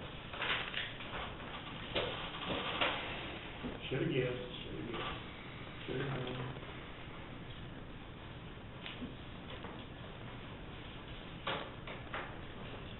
Any comments, public comments? Really, public comments? No, that subject. No, yeah, we're done with that. Okay, I want to talk to you gentlemen about Cedric Road, north of where the pavement ends. Wife and I moved back to Kansas, 17 years ago. And, coming to work today, I went through the left side of the ditch that's been, it started about a month ago. And, it's bad. And it's about 2/10 of a mile north of where the pavement ends. And it's a gully in the middle of the road. I've been going through the right side, so there isn't much of a problem. But today I went through the left side, and it actually bottomed out her four-wheel drive, which is a Honda. And I got to thinking about it, and I thought the traffic on the road was gonna go down when Bromley's left. And back then, it was just heavy trucks, gravel trucks, both ways, north and south. But that's not gonna happen because they got the racetrack up there now. So instead of being spread out during the working hours of the day, Friday, Saturday, and Sunday, from about 2 to whenever they get done, you're seeing, I think, about the same amount of traffic, but it is lighter. But my proposal is that we pave that all the way up to 100th Road, and then go west on 100th Road to K7. And How many miles is that? I'm not sure. Could be a ways, or at least up to 100th Road. And that's just my proposal. I'll come and talk to you guys about it. I know it would be a long-term thing, but I think it could be done. And I think it ought to be done because we've done most of the other roads in the county, or a lot of the roads in the county. And that's my proposal. I thought I'd come and talk to you guys. Instead of 100th Road, do you mean 330th? Yeah. Is it 2:30? 330. 3:30. Are you sure? Out. Because, put on my glasses on. That's the road just past that bridge, is that right? And then you go left, you go west. If you go right, you go to over, yes, Yeah. yeah. This right here says right. You're thinking about 100th if you go The red east. is where the gravel starts, Yeah, I'm talking about going up to there. and that's 330th. Okay. 3:30. No, I'm talking about going on up to. Not one. You're talking about going 100. 334 does the end of the county. Oh, it is? Yeah. Okay, where do you go down over Independence Street? Or, yeah, Independence. Right here is where it goes up to the Lewis and Clark. Yeah, I'm talking about the red, all the way up, and then where's K7? That's K7. You're right, I'm sorry. I thought that was 100th Road. Because if it goes up around there, and it comes to Larkenburg, that's, okay, I'm sorry. That's okay, but yeah, 330 ties in right there to the. That triangle, so you go. But anyway, that's what I thought I'd come in and talk to you gentlemen about today. So that'd be turns around the road into pavement, then you're saying. Yeah. Well, we, as of right now, we have not, now, there's 2-3 years down the road, there's one little section down by 108, I think we discussed, so we have to put it on the future planning list. Okay. To do those things and do, of course, we've also got, what's the road down by Sheridan Road, they requested that, but we haven't addressed that. Okay. But you're looking at that, probably $90,000, if you do it right, it's $90,000 a mile. Is the road, that lack of maintenance on the road, is it bottom out, or just the rain? Oh, it's a rut that's developed with this past heavy rain. No, they take great care of it.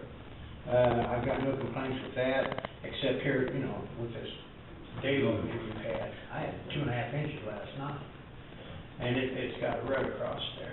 And then there's another one further north, but it's not near as bad. But I was thinking, being that road is gonna be continued to be trafficked like it is, might as well pave it. Does a lot of people from the racetrack go north up through there? Really? Come down from K7, cut in that way, Yeah. and then come down. And, I didn't think there'd be that much traffic, but on Friday, Saturday, and Sunday, there's a lot of traffic. And I saw where you guys fixed that, on the pavement end of it, there was a ditch that was encroaching on the pavement, and I saw where you guys fixed that, but they take good care of the road, but what we've had lately is really beat it up. But, The rain right before this last one, that's the one that really cut it. And it's right south of 318, where 318 goes back to Bill Falk South. yeah, Just south of that, there's a tube that comes down out of Falks. The ditch is full, and the water can't get to the tube, and I mean, it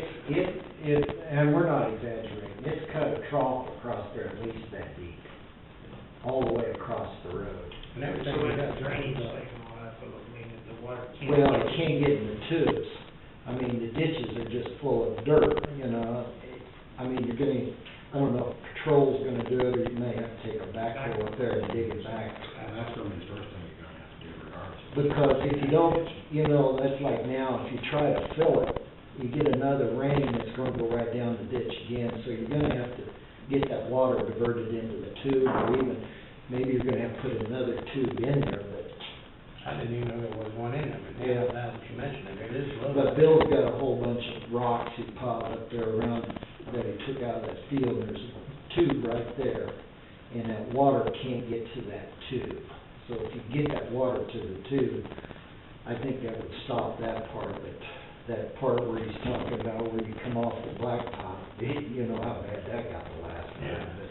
And they got it cleaned up good. Yeah, but there's nothing you can do really about those kind of rains. I mean, that's like, down where Bill lives, We got 5. you know, that. You did? How much rain? Wow. But anyway, it needs a little attention up there with the patrol and backflow. And I will say, I don't know if this makes flavor or not, but the grader was headed that way when I headed up here, so, but yeah. And no. Yeah, we've been, with all the, I was just talking to the commissioners earlier, before you got here, that, I like the rain, but I wish it would quit coming so hard, because it's horrible water roads. But you can't control that. Yeah. I mean, that's not something, and we sure don't want it to stop altogether. Oh, right. We need one or two more good ones, don't we, Charlie? Huh? We need one or two more, I mean, we need another inch or two timely through August to finish the beams off, and then we'll be okay. Yeah. Then it can kind of stop some of the cars. But, no, they do a good job up there on that road. I mean, but there is a lot of traffic that, and it's amazing how much Doniphan County traffic it comes down there, because I'm farming up there now, and you see Doniphan cars everywhere up there, so I don't know where they're coming out. Down through there to come to town, maybe. Yeah, but they do a good job, but if you can get that tube fixed, or I mean, get something in there to get that water out to that tube, smooth it up, I think, you know, for the time being. But yeah, I can see his point about blacktopping it, but she's a rough one right now. In a future, it's something to think about. Yeah. Well, I mean, these are things we can put on the request list, and if and when the time comes that there's some funding, because to do it properly, we found that the traffic, if Brahman opens back up again, you're gonna have big truck traffic, you're gonna need at least 8 inches of base under there, and that's the reason. One thing about that road there, though, Mike, well, the only springs you got's on the hill, and that's solid rock base, so you're not Some gonna. natural rock up there. Yeah, that's all Yeah. natural there, you don't have to worry about that one there. There's no springs in the other part of the road, so. But it just needs a patrol, and then after you go on past 318 and start down that hill down where you put the tubes in for me up there, it got out of the ditch there, but that's gonna be kinda hard to cut into there, because you're back to the natural rock through there. But if you can keep the water in the ditch, it'll be okay. Is there anything I should do, talk to the other people that live up there, or just go from here? As far as getting it paved or just request of it? Well, I don't think it hurts to have all the neighbors up through there, and they're gonna be impacted by the road. Okay. Well, that's all I got for you, gentlemen. Thank you. It's related to the happy 25th. Oh, yeah, thank you. It doesn't seem like it's One of the been- good-looking guys that Patsy married. He had hair back then, didn't he? Maybe a little thinner, too. Thank you.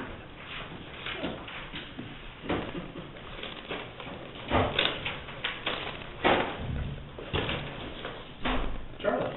You got anything for us? Here. Well, yeah, I got a couple of things, because today was one of them, and the last time I was here, and it has to do with this executive session. Okay. And I guess since Pat's here, because he's the one that requested the last time when I was up here, is what calls for, or would request special executive session. And the reason I'm saying that, the meeting before, which I wasn't here last one, I had to be gone. The meeting before I was here, and you requested executive session with architect.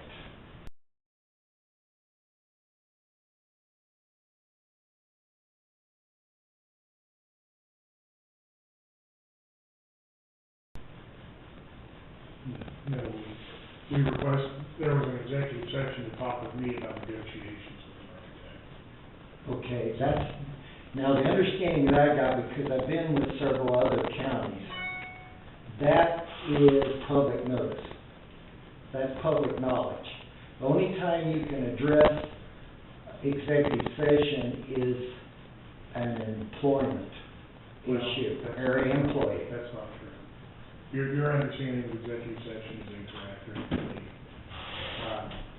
This was an executive session for me to talk to my clients about how I ought to respond to a third party. And discussion with your attorney is certainly allowed. There's a statute on 15 exceptions as to why, as to when executive sessions are allowed. And certainly that executive session is completely proper. But with employment, No, wasn't an employee. okay. No, it wasn't Then, under the employment. okay, well, wouldn't it fall under then, isn't that public knowledge? You're not talking about an employee. They're talking with their lawyer. They can talk with their lawyer about, and for me to give them advice and for them to give me direction. We certainly would do that in executive session. Okay, on architectural, On really any matter. okay. But action, I mean, Charlie, there's no action can be taken in executive session. You have to come out in the open and have a motion, discussion, or whatever. Yeah, but why, the point that I'm getting at, guys, with everything that's going on today, it seems like, in my opinion, that you're using executive session to cover stuff. You're using executive sessions to cover stuff. That's your appearance. Well, I mean, and I guess I've that's, done 8 years on the school board, and to protect privacy of people and stuff, there are instances you have to do that to protect your rear end. well, yep, now, wait a minute, you're talking about employment again. Not altogether, no, sir. Well, then you could also be going to Privacy Act there. You've got, there's just a lot of. Well, things. whenever you're talking about the public's interest, I don't see that that can be executive session. Well, if we have to take action or we have further discussion, we have to do that in open session anyway. So if there was any action taken on something like that, we would have it, it would be public comment, it would be open to public discretion. At that point, if we took any action whatsoever, we'd have to. And then like today, you took another executive session. And I didn't catch what you called that one. Well, I think it was acquisition of real estate. I think it's B7 or B6 on the statute. Preliminary discussions regarding the acquisition of real property. But that shouldn't be public knowledge, No. since the public, the voters and the taxpayers are the ones that are paying the bills. Well, sure. Therefore, anything that, if you're talking about inquiring property or anything, that should be public knowledge. Well, except if you go out and say, we're really interested in property here, the price tends to go up. And that tends to make it a lot more expensive for the county to acquire property. And so we shouldn't have those discussions publicly, or at least our legislature has told us we shouldn't. It's in statute, I mean, that allowance is given to it, yeah. It's your official action that has to take place. I mean, the vote, the record of the vote, any other discussion has to happen in open session, yeah.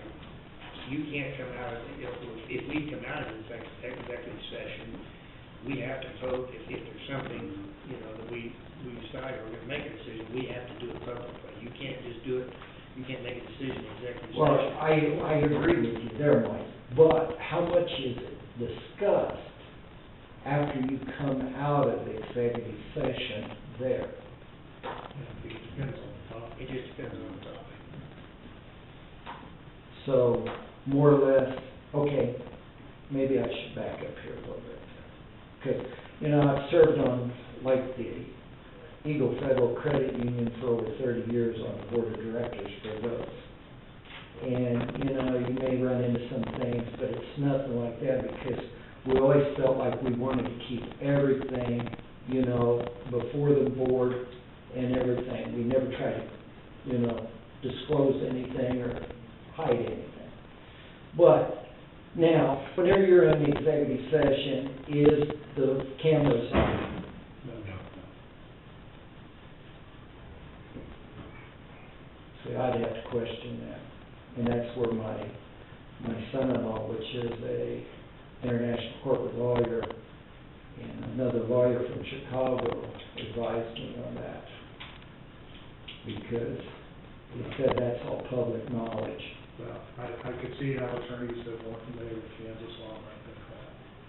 Yeah, I mean, the further away they are, I suppose the more they know. But that's the statute, and executive sessions are authorized. I mean, the general idea that matters concerning government should take place, and, you know, within the light of day. I certainly agree with that. I don't think anybody on the board would disagree with that. But, to suggest that that some executive session we've had is improper is, you're marking the wrong tree in my own opinion. Okay. Well, I mean, can I have a copy of this? Yeah, sure. You can. Well, I don't need it right now. Yeah, that's the Kansas statute, so sure. Okay. But that's my feelings, is, you know, Did you have a, do I need to sign that? And I'd share, you know, before I got involved Yeah, in sure. school board and other stuff, It's all just. there are issues in order to privacy that you just, and that you have to have, you need an executive session. well, but, you know, I can see that, Mike. Now, you're one who used the school board. That's, you know, but the school board, you're not representing the taxpayers. They are, absolutely. Only, no, not completely. No. You're representing But they're 377. But they're taxpayers. Right, just a small It portion. don't matter whether it's a small portion, Charlie, or whether it's the whole United States. It is a representative group of taxpayers. But how much Same way with the of 377 being the tax base for 377 is coming out of 409? It's coming out of like Bill and I's property, which is in 409's district. We're not part of it. You know, we had such a battle. I was in high school when we went through this 409. Bill was there too. We went into the deal when they formed 377 and 409. Well, of course, naturally, I live down in the district over on the east side. Well, I wasn't supposed to be going to Effingham because I was in 409. Well, then they raised a little stink over that. Well, I had that accomplished one way or another over that deal. But yet, our money and the people's money in the city of Aspen are the ones, the property owners, the homeowners, the real estate owners, are the ones that are still paying the taxes that's making the tax base for the school. So you can't say that you're just representing that one little group out there. That's what I'm telling you. You're representing the whole county. You represent the whole county. So the whole county should know what's going on. No, not in a school district. You represent that school district, the tax base it is. Well, but you're gonna ask for a tax base, aren't you?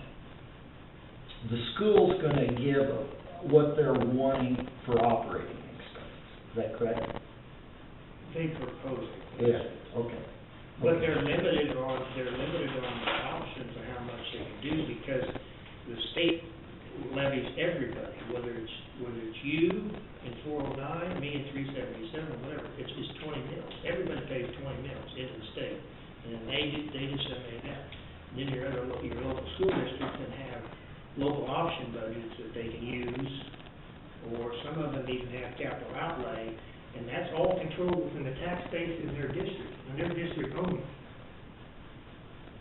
It's not, now you probably have land in 377 district, you probably got some in 409. But it's all based on that district, not the whole county. You pay your county taxes, it's based on the county, but not on the school district. It's specific.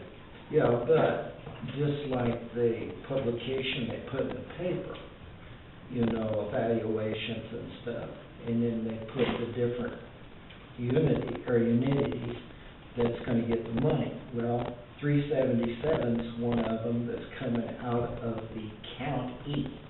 The county handles their money. Right, right. It ain't the county, it's not the county money, it's what the state says, and it's also what is taxed or levied in their school district.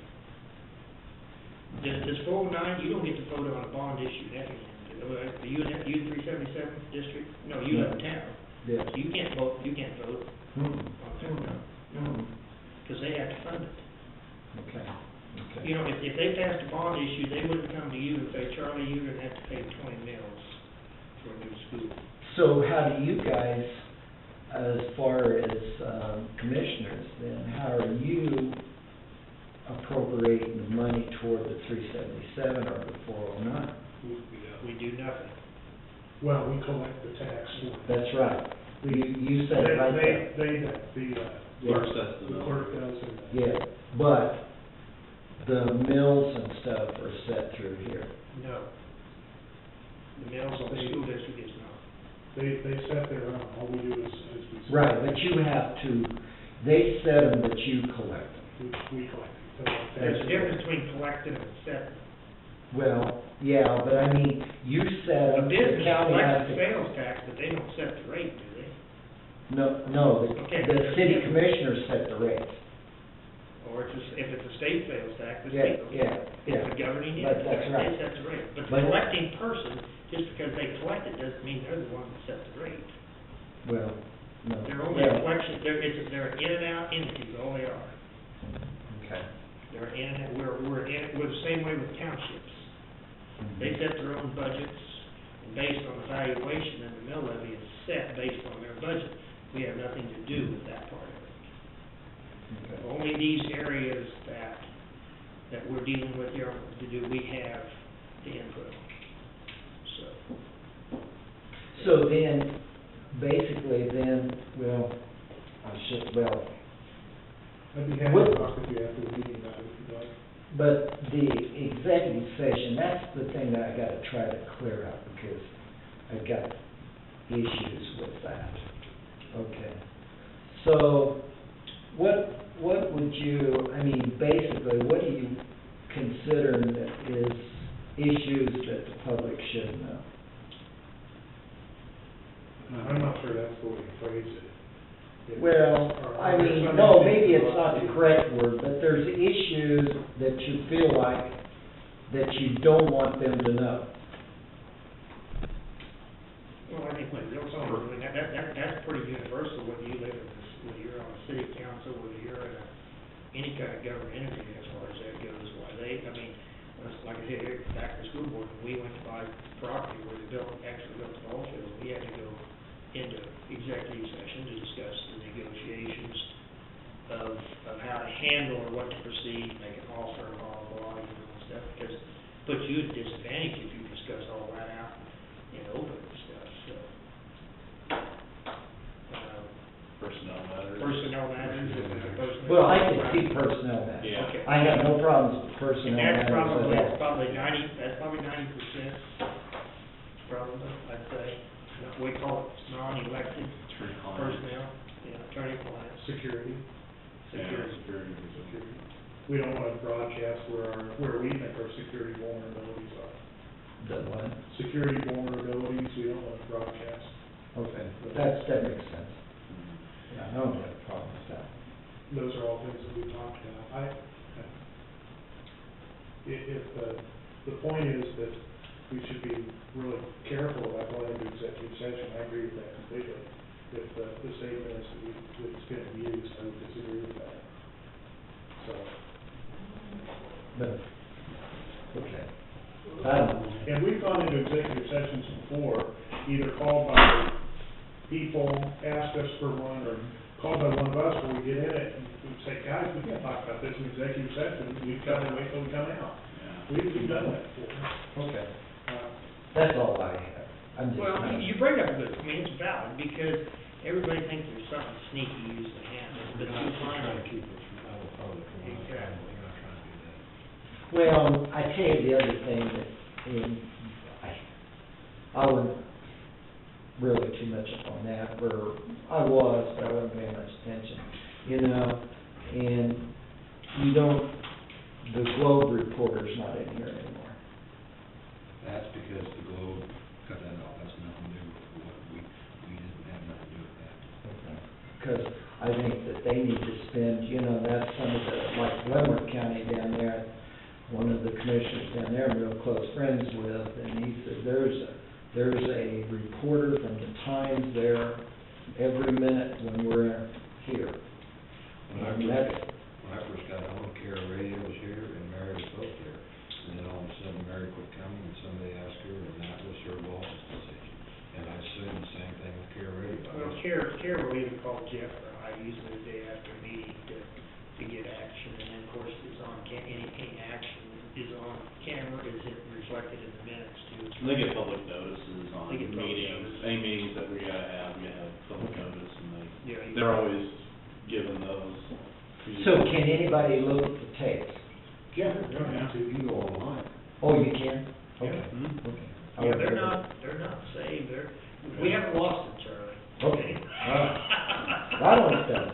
We keep, what is, what's say, a year or so we keep it, or we keep it? I don't even remember, but I don't know. it may It's be, been a while. it may be, because Wes has to download, it may be a day or two before they get on there, but I mean, they will eventually be on there, all meetings and stuff. Okay. Go to the county website, don't ask me for sure what to click on. because Now, I'll send you the our wrong workshops page. are not taped. Workshops aren't, no, just the open meetings when actual actions. are So taken. now, when do you have workshops? Yeah, morning, usually 10 to 12.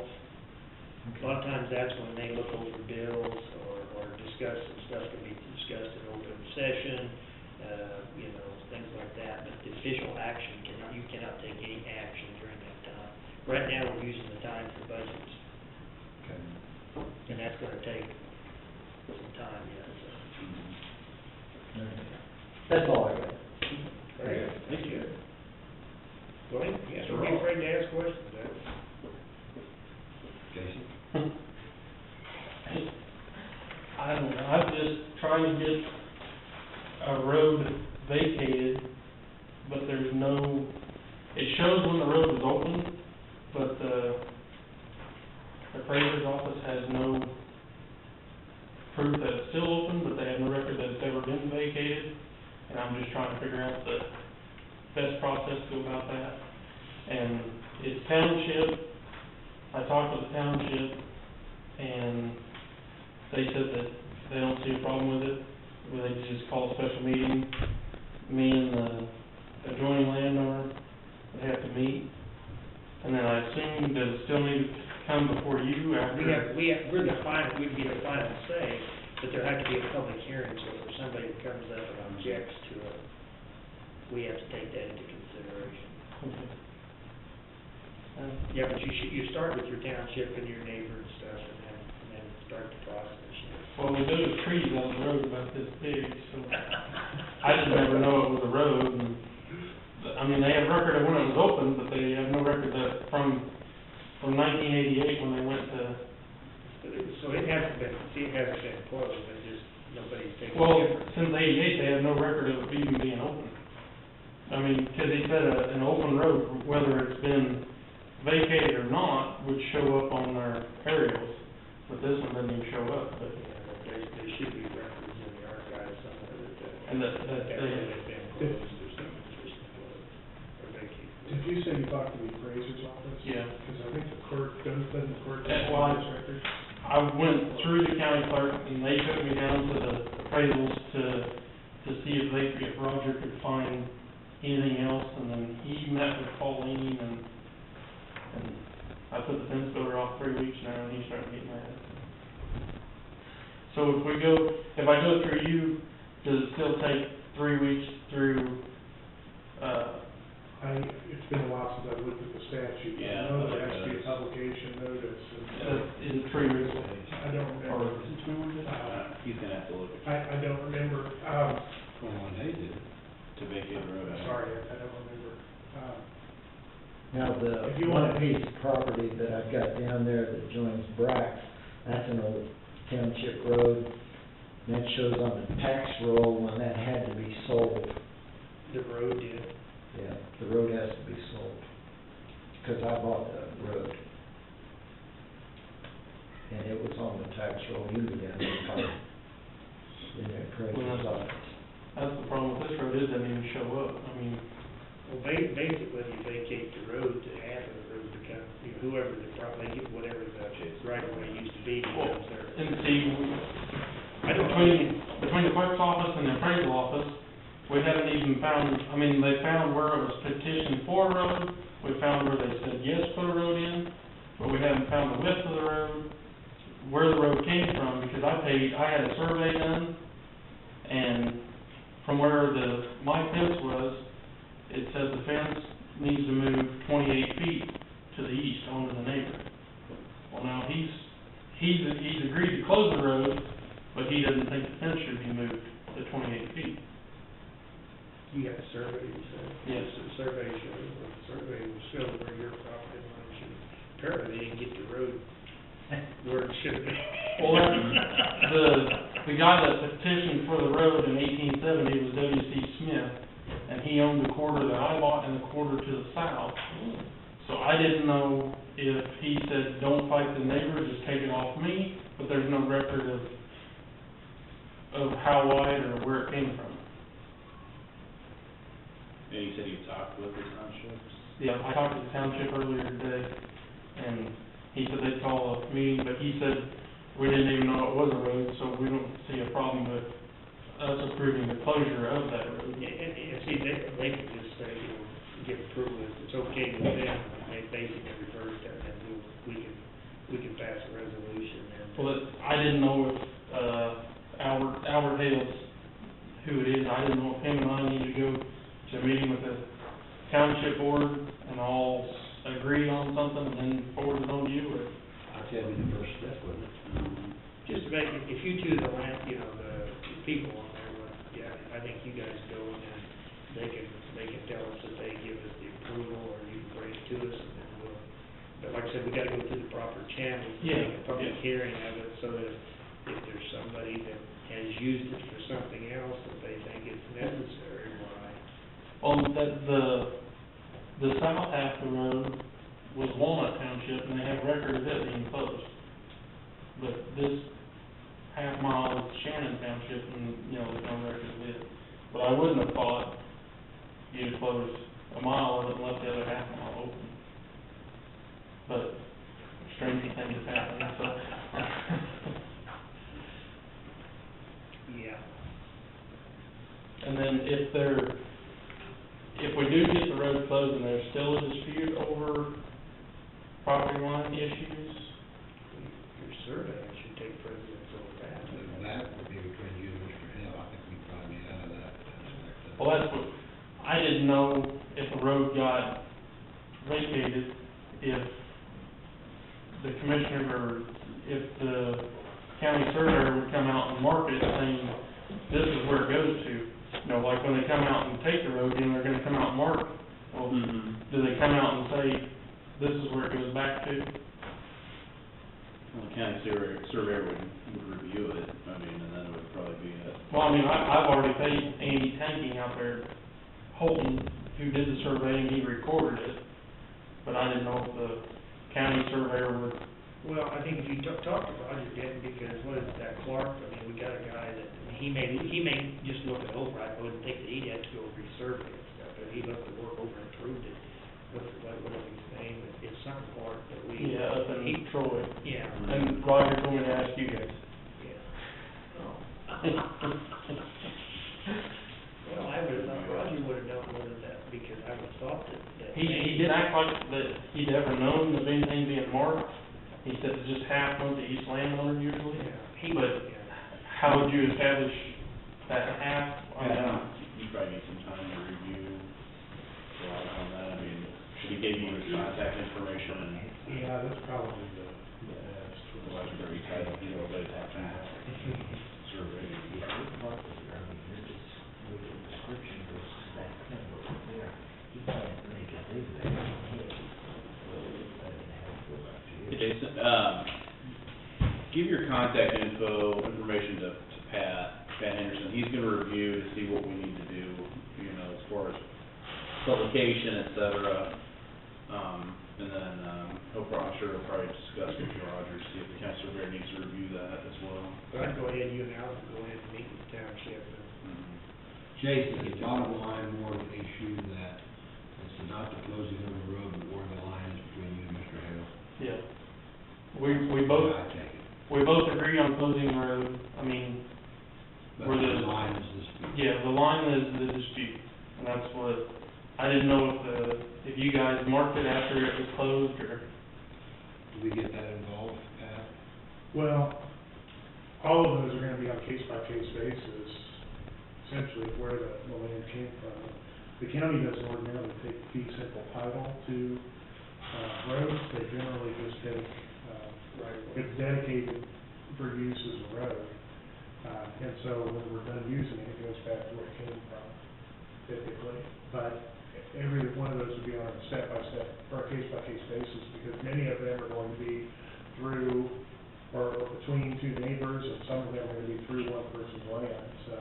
And who, would they build the road? I mean, somebody said, well, you can have all mine, if the other guy didn't wanna give up his right, they may have built. I suppose I it's mean, that whole possible. road could have been on your side. Well, And that's the way it sounds to me like, that your survey's showing that the road is totally on your on my side. side. And, And, you know, and we all would assume, I mean, if the road divides your property, you know, and stuff, well, if that road wasn't put in there properly, and it may be, maybe a third of the road is yours, and, you know, two-thirds is somebody else, I don't know.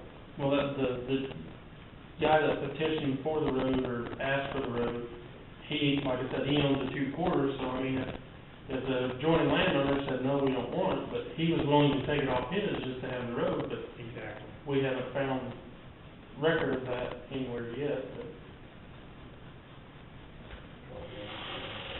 Do what? I said call those, they lost it. Good. Call the IRS, they lost it.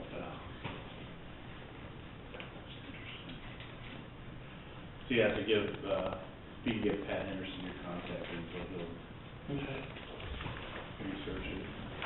Sounds simple to do, but there's a few steps you Oh, have to I, take. Unfortunately, between, just make sure it's done correctly. yeah, and I understand that, I just don't wanna pay you to put a new fence in, and then 10 years from now, somebody say, oh, there used to be a road there, let's try and get that open back up. And then have that issue. Well, you get the road closed, and then you'll have to work on the property line after that, so. Which I would assume that survey stands, but I don't know that. Yeah, but that had to be recorded as a deed. What should be recorded as a deed? Surveyor fee. They should be controlling that.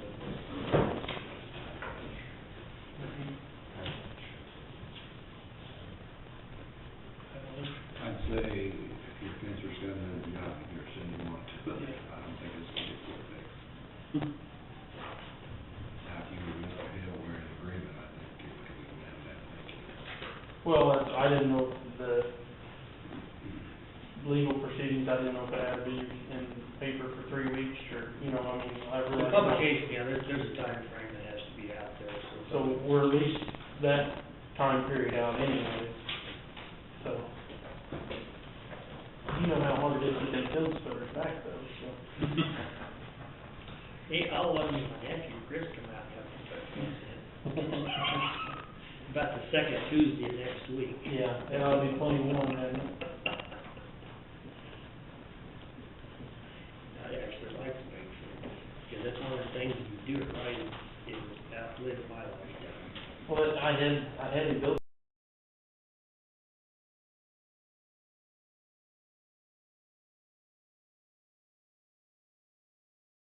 some fence and, you know, he put his fence post in 6.5 feet, so I figured, and Albert was in agreement, and then we found out there's a road there, and I figured, well, we better get that close, so that doesn't come back and bite us later.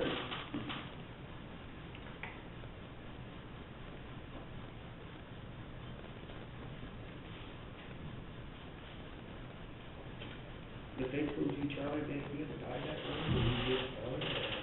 It was on the tax roll, so I just bought it. Oh, okay.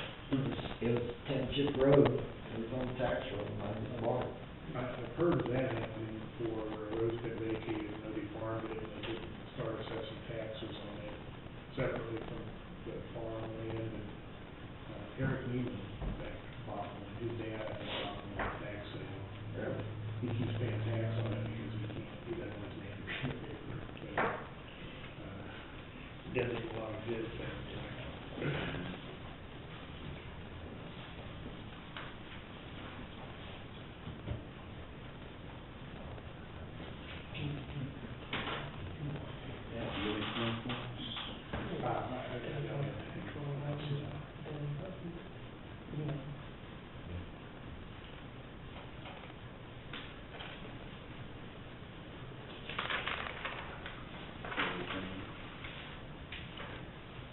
What, Is there anything else? Yeah, anything else? Yep. Is that okay? In 10 minutes is all we need, and it'd be the meeting of action, so I'll make the personnel executive session for 10 minutes. 10 minutes, and that's all I need, yeah, and that's, then I'll be done, yes. Second, Mr. Chairman. Motion second, all in favor, signify by saying aye. Aye. This is Non-elected personnel, correct. KSA 75-4319B1. 10 minutes. Yep.